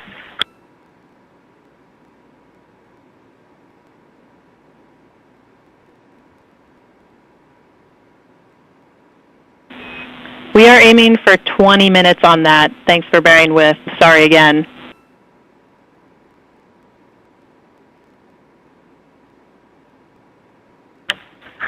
Yeah, it's no big deal. Email around the moon was not something we expected to have anyway. Well, you guys regaled us with so much moon joy today. We were really hoping to pay you back. But we'll let you know as soon as that sync is complete. The second thing we had for you is that we are going to start doing some playback from the ACU. So on OE2 will be unavailable for about an hour while we are playing back some of your comm from earlier. Astronautas que están en Artemis, entonces necesito que te hagas una imagen bien espectacular. Retoma los rostros de todos ellos y ponlos en super alta definición, claro, cinematográfico, 16:9 horizontal, 1920 por 1080,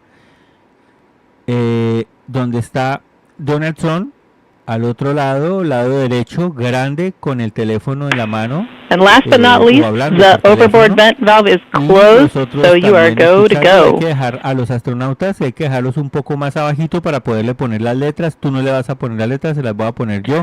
No vas a dejar espacios, la misma profundidad de campo de la imagen, solo que ellos los vas a ubicar en un plano secuencia un poco más abajo para que quede espacio arriba superior, unos 25% más o menos. Vamos, tú puedes.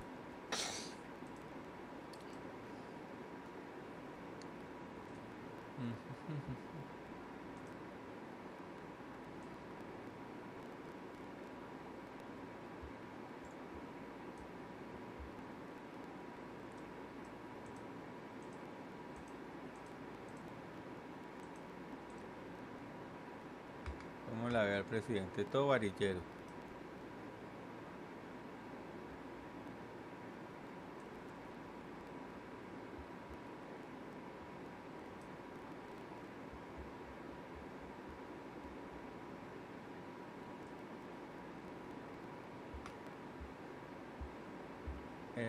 Pero ¿por qué no está bajando esto?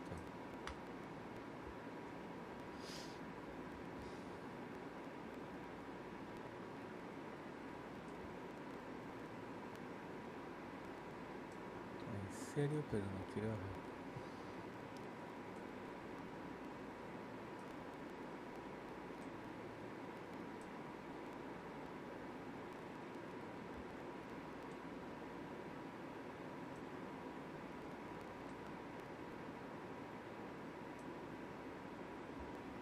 ¿Por qué tan raro?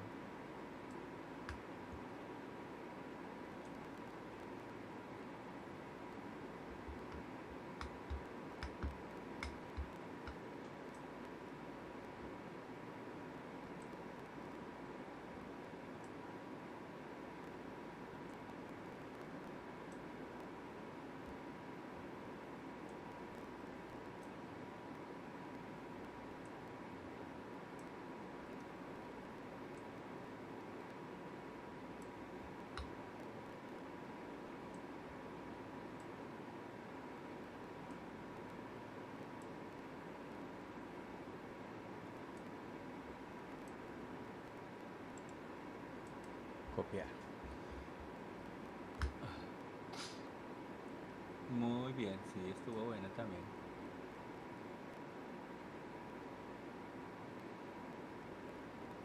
Perfecto. ¿A dónde más?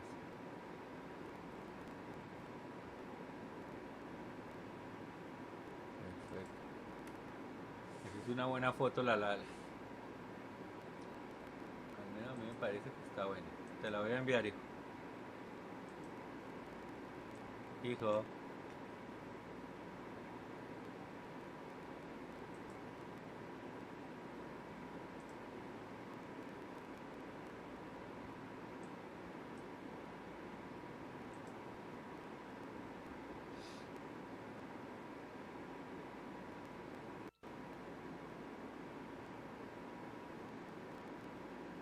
Gallito se movió.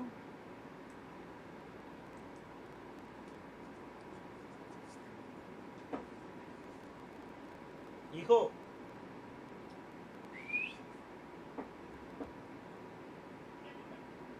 Ah, pensé que se había dormido.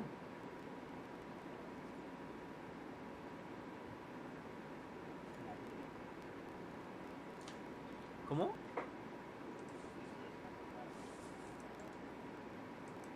¿Cómo qué? Exactamente así, sí.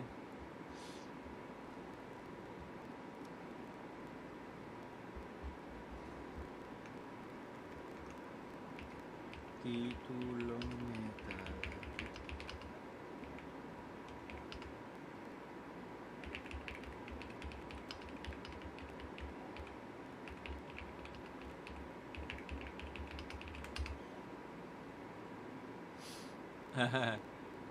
Separado.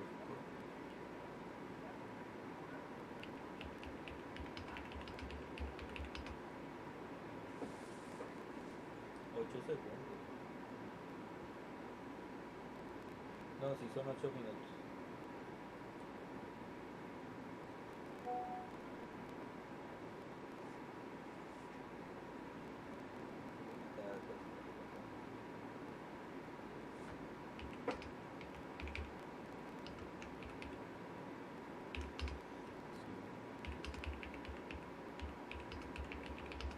¿Cuánta gente hay conectada? 28. Esos 28 les vamos a dar el premio.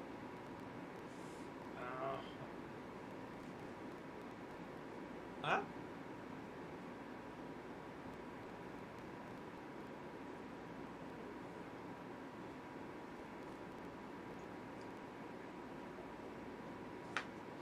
Wow.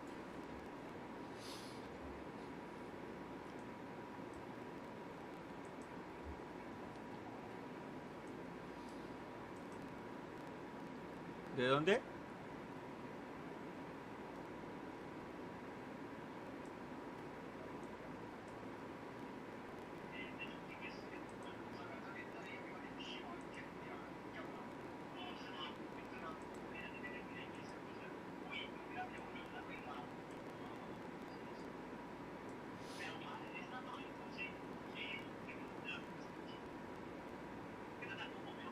Listo.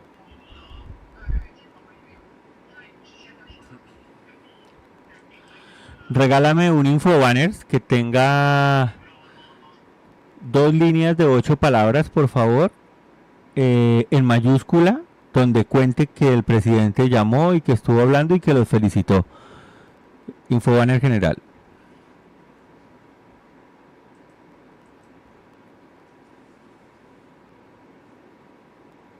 Ah, yo me voy a hacer unas papitas.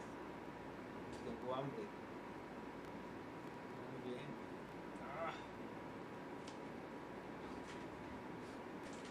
No sé por qué me está dando hambre y dice que para que coma.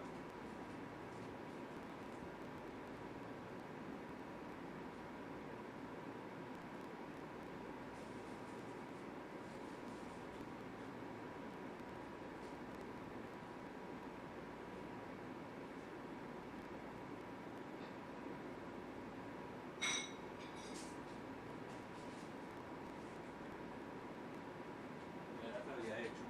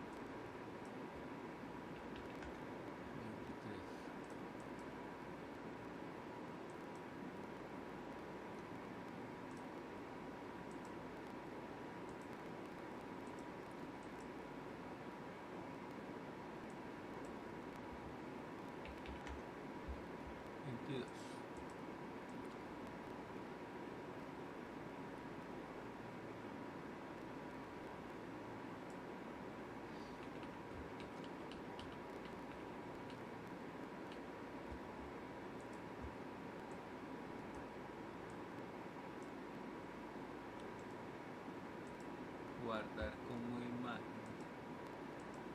Lo mismo. Astronautas.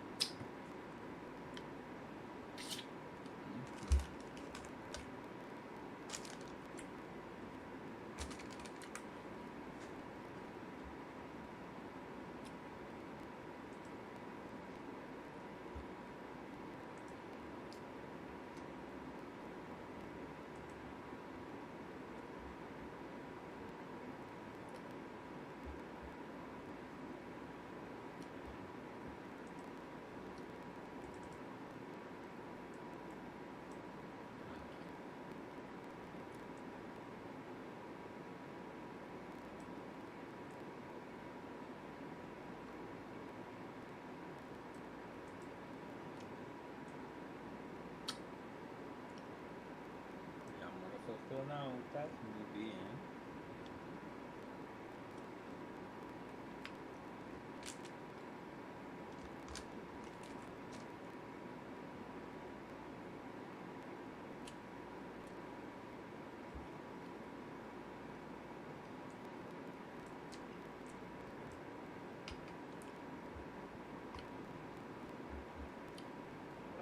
Integridad está lista para el evento. Administrador Isaacman, aquí control de misión, Houston. Por favor, llame a Integridad para una verificación de voz. Integridad, Janet Isaacman. Verificación comunicación. Administrador Isaacman, lo escuchamos alto y claro, señor. ¿Cómo está? Lo escucho alto y claro. Triunfo. Y América es una nación.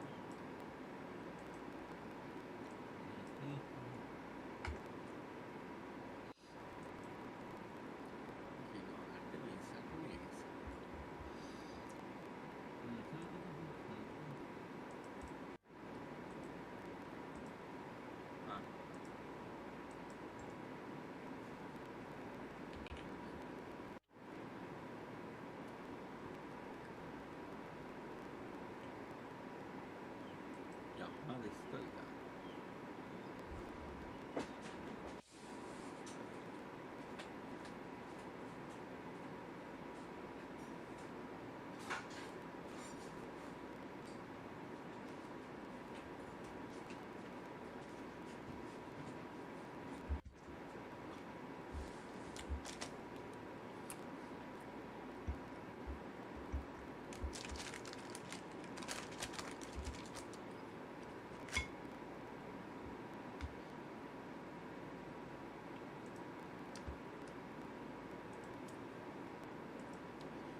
La foto quedó buena, con esa hacemos la portada, ¿sí o no?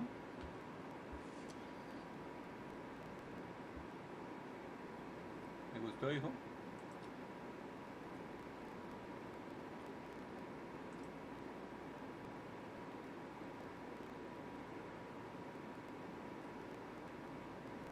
Equipo.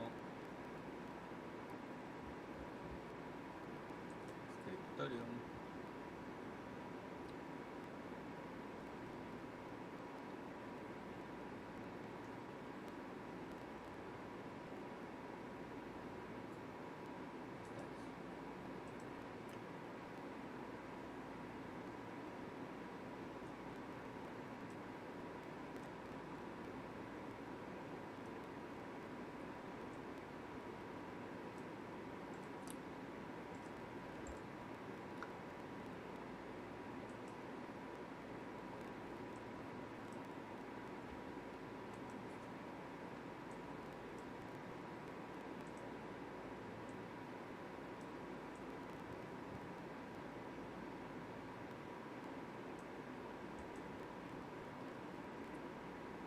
Integridad aquí, Houston. ¿Están listos para el evento? Para el evento. Hola, Houston. Integridad está lista para el evento. Administrador Isaacman, aquí.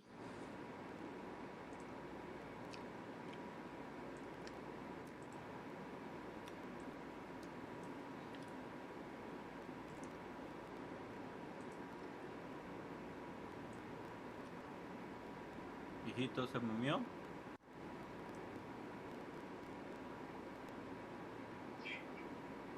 ¿Ya está que se duerme? Vamos al aire con este. ¿Están listos para el evento? Para el evento. Hola Houston, ¿Cuánta gente se están conectadas? Administrador Isaacman, aquí control de misión, Houston. Por favor, ¿30 qué? llame a Integridad para una verificación de voz. Integridad, Jared Isaacman. Verificación de comunicación. Administrador Isaacman, lo escuchamos alto y claro, señor. ¿Cómo está? ¿Qué tal suena el volumen? Lo escucho alto y claro. Tripulación de Artemis II. Tenemos un invitado muy especial que quiso ser la primera persona en salvarlos después de su regreso del lado lejano de la Luna. ¿Ah? Reed, Víctor, Cristina y ¿Se Jeremy, escucha bien? es un honor para mí presentar al presidente de los Estados Unidos de América, el presidente ¿Cómo? Donald J. Trump, le cedo la palabra, señor. Bueno, muchas gracias, Jared. Y estás haciendo un trabajo fantástico.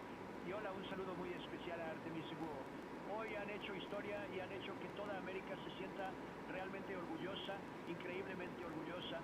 Últimamente tenemos muchas cosas de las cuales sentirnos orgullosos, pero esto es, no hay nada como lo que están haciendo, orbitando alrededor de la Luna por primera vez en más de medio siglo y rompiendo el récord histórico de la distancia más lejana desde el planeta Tierra. La humanidad realmente nunca ha visto algo como lo que están haciendo y una nave tripulada. Es realmente especial.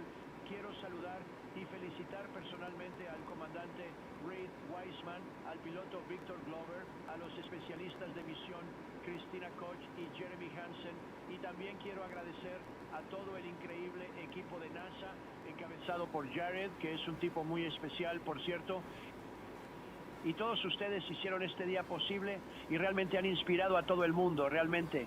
Todo el mundo está mirando. Lo encuentro increíble. Acabo de verlos llegar al lado lejano de la Luna y hace mucho tiempo que la gente no ha estado allí, podemos decir, pero será cada vez más frecuente porque vamos a hacer muchos viajes y luego finalmente harán todo el gran viaje a Marte y eso será muy emocionante. Entonces miren, tuvimos, ningún astronauta ha estado en la Luna desde los días del programa Apolo. El programa Apolo también fue muy especial, pero eso fue hace 50 años. Y por fin América está de vuelta, y América está de vuelta de muchas maneras más fuerte que nunca. Somos el país más peculiar en todo el mundo. La tripulación de Artemis voló en el cohete más potente que NASA ha construido y lanzado. Viajaron más de 250,000 millas.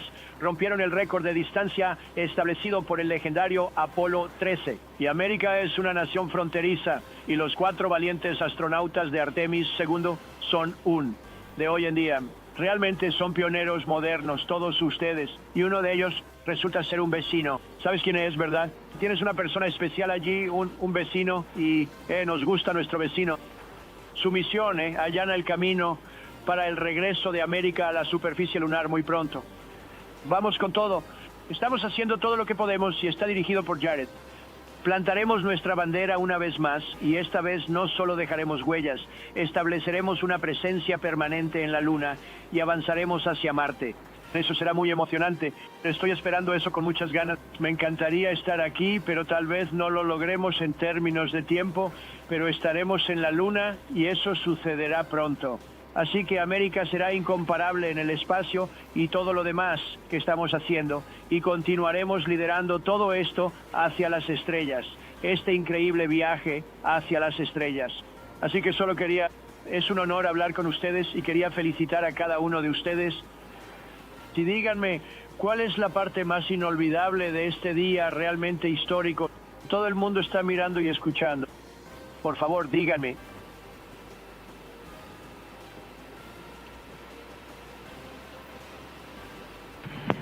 Presidente, esta llamada es ciertamente especial para todos nosotros y realmente tenemos mucha fe en nuestro administrador Jared Isaacman, que está con usted. Apreciamos su liderazgo en NASA y en la comunidad internacional. Estamos haciendo grandes cosas y estamos orgullosos de ser parte de. Tengo que decirle, al rodear el lado cercano de la Luna, ver todas las vistas que hemos visto desde la Tierra durante toda nuestra vida, pero viéndolas desde una perspectiva diferente, y luego comenzamos a vislumbrar y vimos vistas orientales, vistas que ningún ser humano había visto antes, ni siquiera en Apolo, y eso fue increíble para nosotros. Y luego la sorpresa del día, acabamos de salir de un eclipse donde el Sol, la Luna y toda la Luna oscura, así de grande, justo fuera de la ventana que estábamos observando, podíamos ver la corona del Sol y luego podíamos ver la alineación de los planetas y Marte y todos comentamos lo emocionados que estamos de ver cómo esta nación y este planeta se convierten en una especie de dos planetas. Eso es fantástico. Sabes, tuve que tomar una decisión en mi primer mandato y la decisión es, ¿qué vamos a hacer con la NASA? ¿Vamos a revivirla o vamos a cerrarla? Y tuve muy pocas dudas y es realmente genial tener a alguien como Jared involucrado porque realmente lo hace mucho más fácil para mí. Pero ni siquiera era una pregunta en mi mente. Nosotros solo hicimos lo que teníamos que hacer y claro, tenemos la fuerza espacial que está muy conectada con lo que ustedes están logrando. Y eso fue mi bebé, esa fue una muy importante.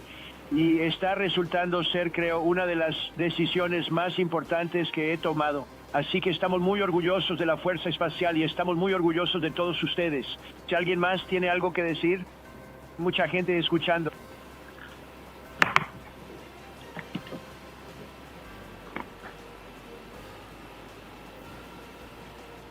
Señor presidente, de estar aquí con usted hablando sobre nuestro increíble día de hoy. Creo que uno de los grandes momentos fue volver del lado oculto de la Luna y ver la Tierra de nuevo tras 45 minutos sin comunicación. Realmente solo te recuerda qué lugar tan especial tenemos y lo importante que es para nuestra nación avanzar, liderar y seguir en la exploración del espacio profundo. Me gustaría preguntar, ¿cuál fue tu sentimiento cuando no tenías comunicación, cero comunicación? De repente fue cortado por, obviamente, tu ubicación muy especial. ¿Cuál fue tu sentimiento cuando no tenías comunicación? Un poco diferente quizás.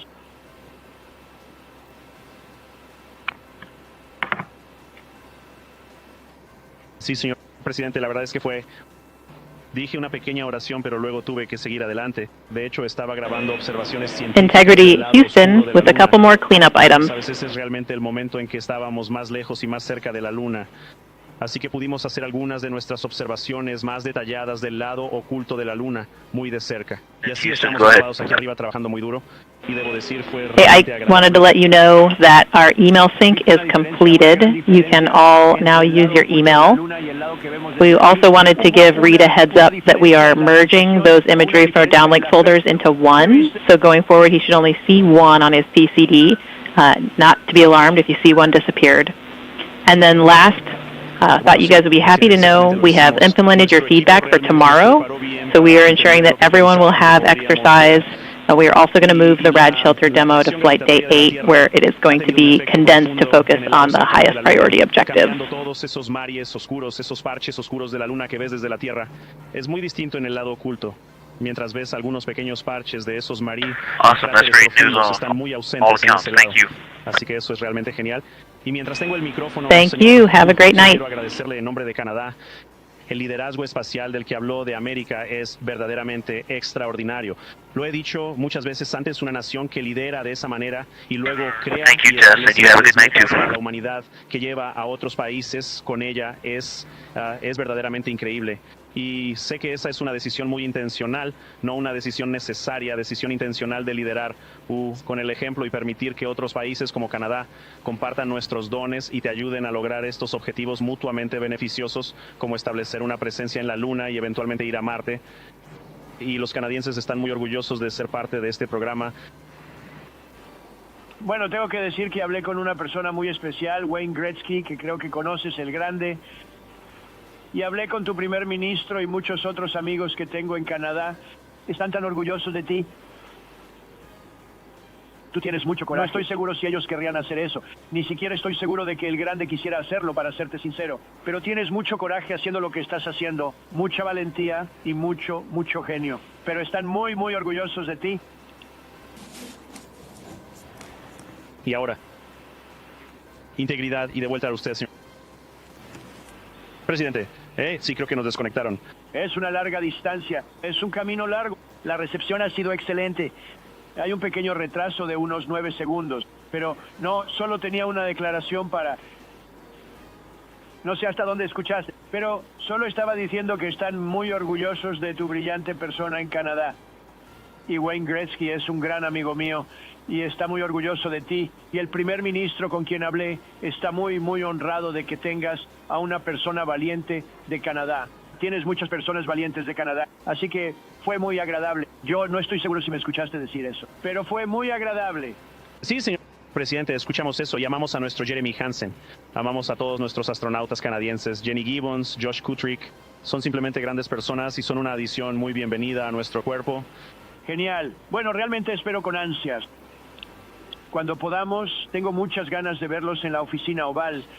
Le pediré a Jared los traiga y pedirles un autógrafo porque realmente no pido autógrafos mucho, pero lo merecen. Son realmente extraordinarios. Todos están hablando de esto y espero tenerlos en la oficina oval en la Casa Blanca y celebraremos sus increíbles logros y triunfos. Esto es grande, esto es realmente algo grande. Todo el mundo está hablando de eso. Y si tienen tiempo, ciertamente encontraré el tiempo. He estado bastante ocupado también, como sabes, pero absolutamente encontraré el tiempo y nos reuniremos. Y, sabes, voy a darte un gran saludo en nombre del pueblo estadounidense y más allá de eso. Gracias por eso, señor presidente. Y cuando nos necesites, estaremos allí. Y gracias por tu liderazgo. Gracias a Jared por su liderazgo. Realmente gracias por tomarse el tiempo hoy para visitar la NASA. Es realmente especial para nosotros, pero es realmente especial para el equipo en Tierra. Todo un equipo de personas de todo el mundo logró esto. Y solo queremos decir gracias a todos ustedes por esto. Es la emoción y el honor de una vida haber estado en este viaje. Hoy fue increíble. Pero este viaje de 3 años ha sido increíble y fue posible gracias al pueblo estadounidense y al pueblo canadiense. Y estamos muy agradecidos con todos ustedes. Muchas gracias. Bueno, muchas gracias. Y Jared, felicidades. Nos veremos pronto. Y sé que tienes Marte en mente, así que comenzaremos a pensar en eso muy pronto, creo. Y gracias. Felicitaciones a todos. Los veré en la oficina oval. Gracias por dedicar su tiempo, señor presidente. Ha sido un honor. Muchas gracias. Adiós. Está bien.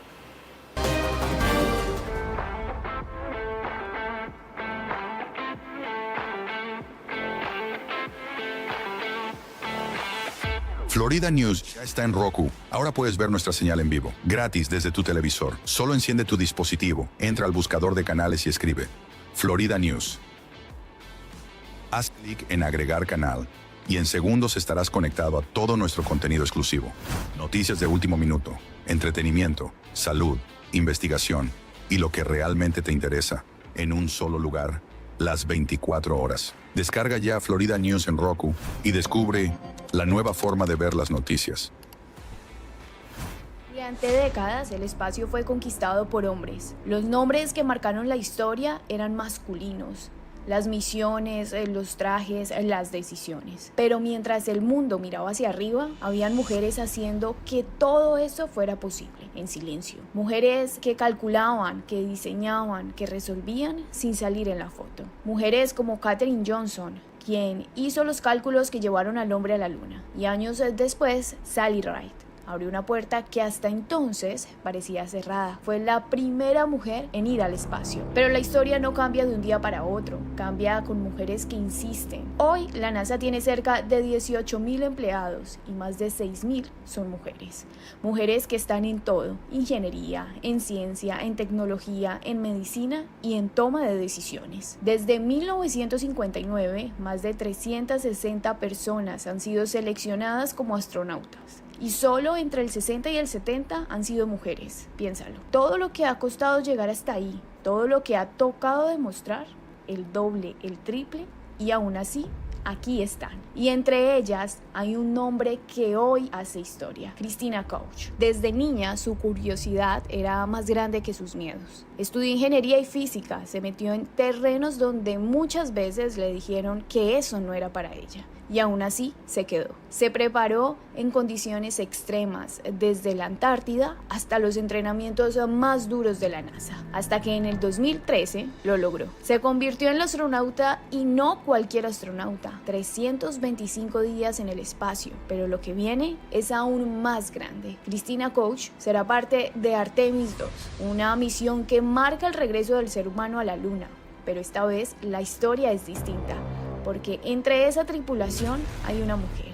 Una mujer que no está ahí por cuota ni por discurso, está ahí porque se lo ganó, porque se preparó, resistió, nunca se bajó. Hoy Cristina representa a cada niña que mira al cielo y no lo ve tan lejos, lo ve posible. Hoy ella llega a la órbita lunar, abriendo aún más los caminos que sus antecesoras comenzaron a trazar. Caminos que las futuras generaciones no solo van a dejar recorrer, sino que se encargarán de hacerlo florecer, sin dejarlos marchar jamás. Los hechos noticiosos que impactan el sur de la Florida. Información en tiempo real, veraz e imparcial. La economía, la actualidad judicial, el estado del tiempo, del tráfico en tu ciudad. Todo aquí en Florida News. La nueva forma de ver las noticias.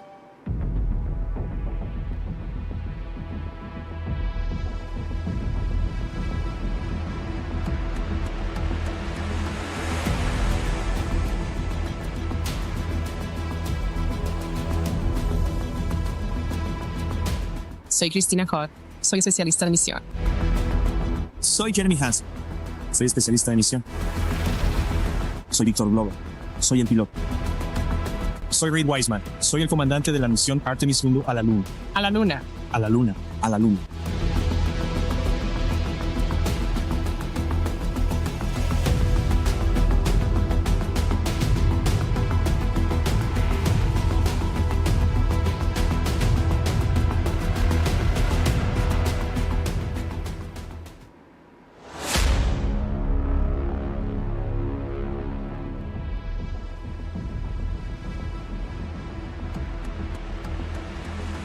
Cuando era joven tenía un póster de la imagen del amanecer de la Tierra, la famosa foto tomada en el Apolo 8.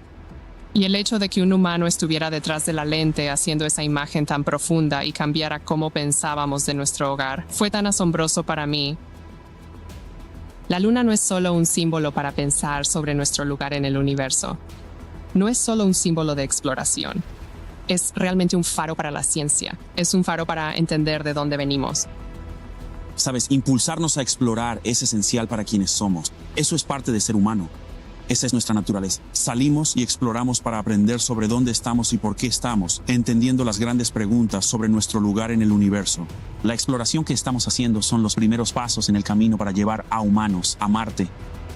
La campaña y misiones Artemis han establecido un objetivo tan ambicioso para la humanidad que está inspirando contribuciones de todo el mundo. No solo una nación está inspirada y conmovida por esto, sino que naciones de todo el mundo están uniéndose. Cuando miro al equipo de Artemis II, con Víctor, Cristina y Jeremy, quieren realizar esta misión. Están intensamente motivados. Son humildes en exceso. Es tan genial estar cerca de ellos. Artemis II es una misión enorme, pero espero que miremos atrás y nos demos cuenta de que este fue un pequeño paso para humanos en Marte y una presencia sostenida en nuestra Luna. Artemis II será la primera prueba de vuelo tripulado de la NASA del cohete del sistema de lanzamiento espacial y la nave espacial Orion alrededor de la Luna, para verificar las capacidades actuales de los humanos para explorar el espacio profundo. y abrir el camino para una presencia humana y científica a largo plazo de la NASA. En la superficie lunar, Estamos listos. estamos yendo a la Luna. Para toda la humanidad, somos Artemis. Este es un esfuerzo muy serio. Este es absolutamente un vuelo de prueba. Será la primera vez que 4 miembros de la tripulación verán juntos el lado lejano de la Luna. Estamos en el punto ahora donde estamos listos para volar. Si quieres ir rápido, ve solo. Si quieres ir lejos, ve acompañado. Hemos estado entrenando juntos por más de 2,5 años y con eso viene una cercanía. Me impulsa el espíritu de exploración. Hay algo en superar los límites que realmente captura mi pasión. Esto es lo que soñábamos cuando éramos niños y ahora se está convirtiendo en realidad. Artemis II es más que una misión a la Luna y de regreso. Es el próximo paso en el viaje que llevará a la humanidad a Marte.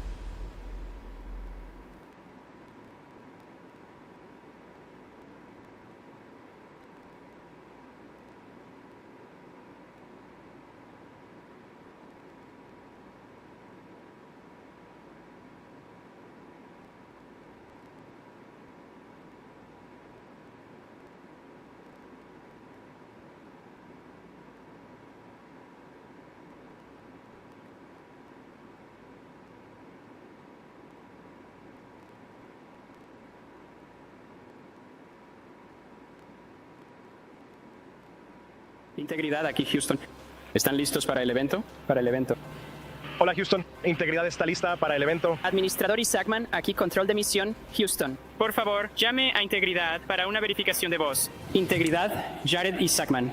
Verificación de comunicación. Administrador Isaacman, lo escuchamos alto y claro, señor. ¿Cómo está? Lo escucho alto y claro. Tripulación de Artemis II. Tenemos un invitado muy especial que quiso ser la primera persona en saludarlos después de su regreso del lado lejano de la Luna. Reed, Víctor, Cristina y Jeremy, es un honor para mí presentar al presidente de los Estados Unidos de América, el presidente Donald J. Trump. Le cedo la palabra, señor. Bueno, muchas gracias, Jared. Y estás haciendo un trabajo fantástico. Y hola, un saludo muy especial a Artemis II. Hoy han hecho historia y han hecho que toda América se sienta realmente orgullosa, increíblemente orgullosa. Últimamente tenemos muchas cosas de las cuales sentirnos orgullosos, pero esto es, no hay nada como lo que están haciendo, orbitando alrededor de la Luna por primera vez en más de medio siglo y rompiendo el récord histórico de la distancia más lejana desde el planeta Tierra. La humanidad realmente nunca ha visto algo como lo que están haciendo y una nave tripulada. Es realmente especial. Quiero saludar y felicitar personalmente al comandante Reed Wiseman, al piloto Victor Glover, a los especialistas de misión Christina Koch y Jeremy Hansen, y también quiero agradecer a todo el increíble equipo de NASA, encabezado por Jared, que es un tipo muy especial, por cierto. Y todos ustedes hicieron este día posible y realmente han inspirado a todo el mundo, realmente. Todo el mundo está mirando. Lo encuentro increíble. Acabo de verlos llegar al lado lejano de la Luna y hace mucho tiempo que la gente no ha estado allí, podemos decir, pero será cada vez más frecuente porque vamos a hacer muchos viajes y luego finalmente harán todo el gran viaje a Marte y eso será muy emocionante. Entonces, miren, tuvimos, ningún astronauta ha estado en la Luna desde los días del programa Apolo. El programa Apolo también fue muy especial, pero eso fue hace 50 años. Y por fin América está de vuelta, y América está de vuelta de muchas maneras más fuerte que nunca. Somos el país más peculiar en todo el mundo. La tripulación de Artemis voló en el cohete más potente que NASA ha construido y lanzado. Viajaron más de 250,000 millas. Rompieron el récord de distancia establecido por el legendario Apolo 13. Y América es una nación fronteriza, y los 4 valientes astronautas de Artemis II son de hoy en día. Realmente son pioneros modernos, todos ustedes, y uno de ellos resulta ser un vecino. ¿Sabes quién es, verdad? Tienes una persona especial allí, un vecino, y nos gusta nuestro vecino. Su misión allana el camino para el regreso de América a la superficie lunar muy pronto. Vamos con todo. Estamos haciendo todo lo que podemos y está dirigido por Jared. Plantaremos nuestra bandera una vez más y esta vez no solo dejaremos huellas, estableceremos una presencia permanente en la Luna y avanzaremos hacia Marte. Eso será muy emocionante. Estoy esperando eso con muchas ganas. Me encantaría estar aquí, pero tal vez no lo logremos en términos de tiempo, pero estaremos en la Luna y eso sucederá pronto.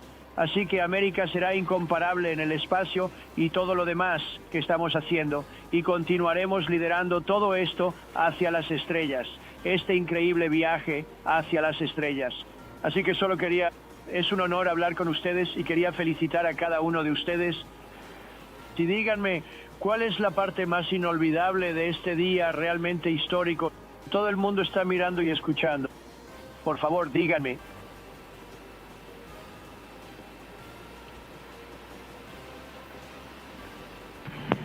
Presidente, esta llamada es ciertamente especial para todos nosotros y realmente tenemos mucha fe en nuestro administrador Jared Isaacman, que está con usted.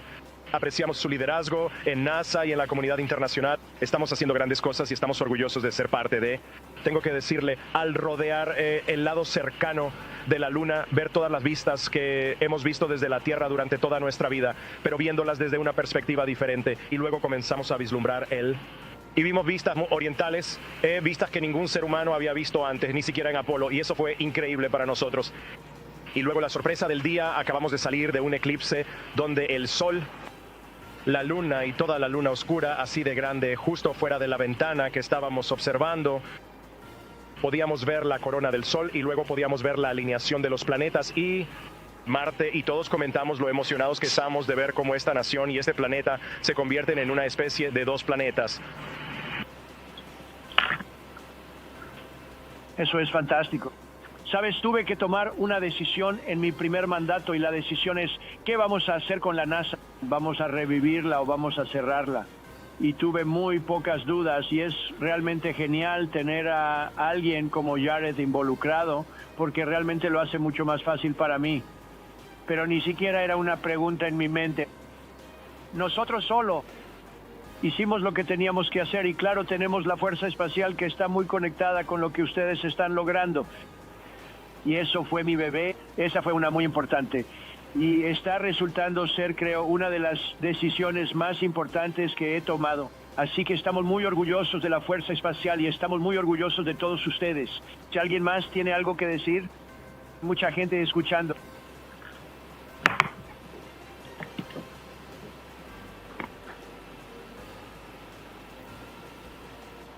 Señor presidente, de estar aquí con usted hablando sobre nuestro increíble día de hoy. Creo que uno de los grandes momentos fue volver del lado oculto de la Luna y ver la Tierra de nuevo tras 45 minutos sin comunicación. Realmente solo te recuerda qué lugar tan especial tenemos y lo importante que es para nuestra nación avanzar, liderar y seguir en la exploración del espacio profundo. Me gustaría preguntar, ¿cuál fue tu sentimiento cuando no tenías comunicación, cero comunicación? De repente fue cortado por, obviamente, tu ubicación muy especial. ¿Cuál fue tu sentimiento cuando no tenías comunicación? Un poco diferente quizás.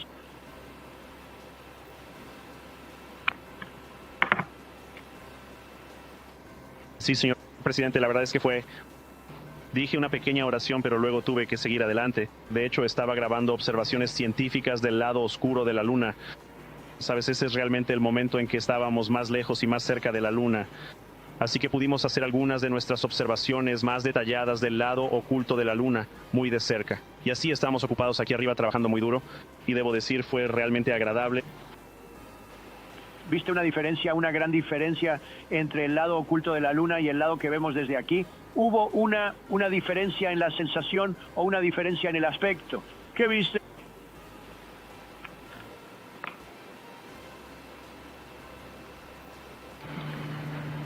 Bueno, señor presidente, ciertamente lo hicimos. Nuestro equipo realmente nos preparó bien para entender lo que pensaban que podríamos ver. Y la atracción gravitatoria de la Tierra ha tenido un efecto profundo en el lado cercano de la Luna, cambiando todos esos mares oscuros, esos parches oscuros de la Luna que ves desde la Tierra. Es muy distinto en el lado oculto. Mientras ves algunos pequeños parches de esos marí en cráteres profundos, están muy ausentes en ese lado. Así que eso es realmente genial. Y mientras tengo el micrófono, señor, solo quiero agradecerle en nombre de Canadá. El liderazgo espacial del que habló de América es verdaderamente extraordinario. Lo he dicho muchas veces antes, una nación que lidera de esa manera y luego crea y establece grandes metas para la humanidad que lleva a otros países con ella es verdaderamente increíble.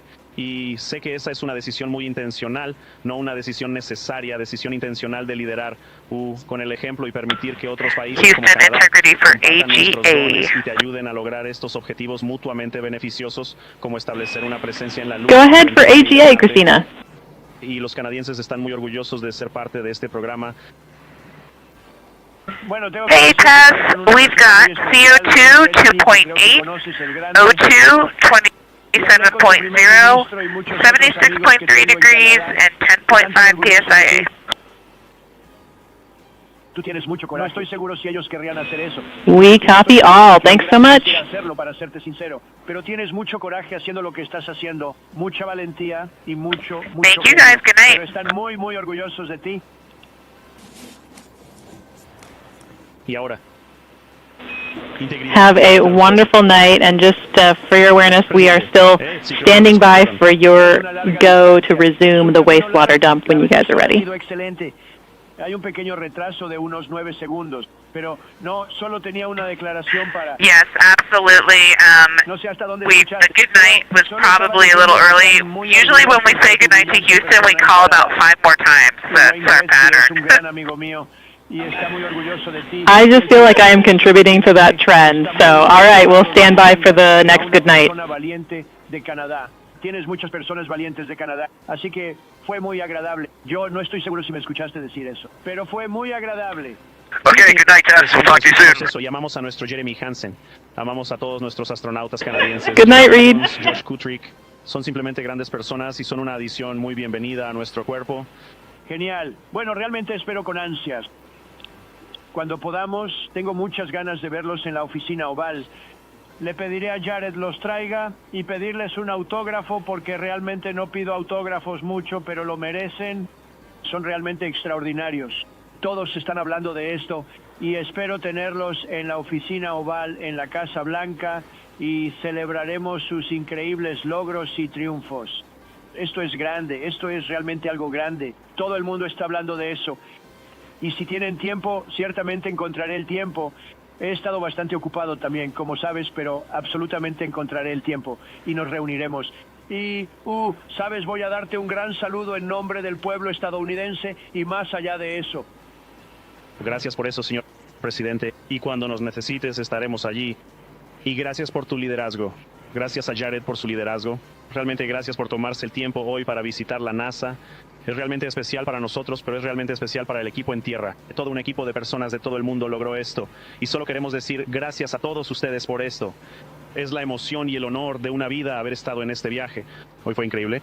Pero este viaje de 3 años ha sido increíble y fue posible gracias al pueblo estadounidense y al pueblo canadiense. Y estamos muy agradecidos con todos ustedes. Muchas gracias. Bueno, muchas gracias. Y Jared, felicidades. Nos veremos pronto. Y sé que tienes Marte en mente, así que comenzaremos a pensar en eso muy pronto, creo. Y gracias. Felicitaciones a todos. Los veré en la oficina oval. Gracias por dedicar su tiempo, señor presidente. Ha sido un honor. Muchas gracias. Adiós. Está bien.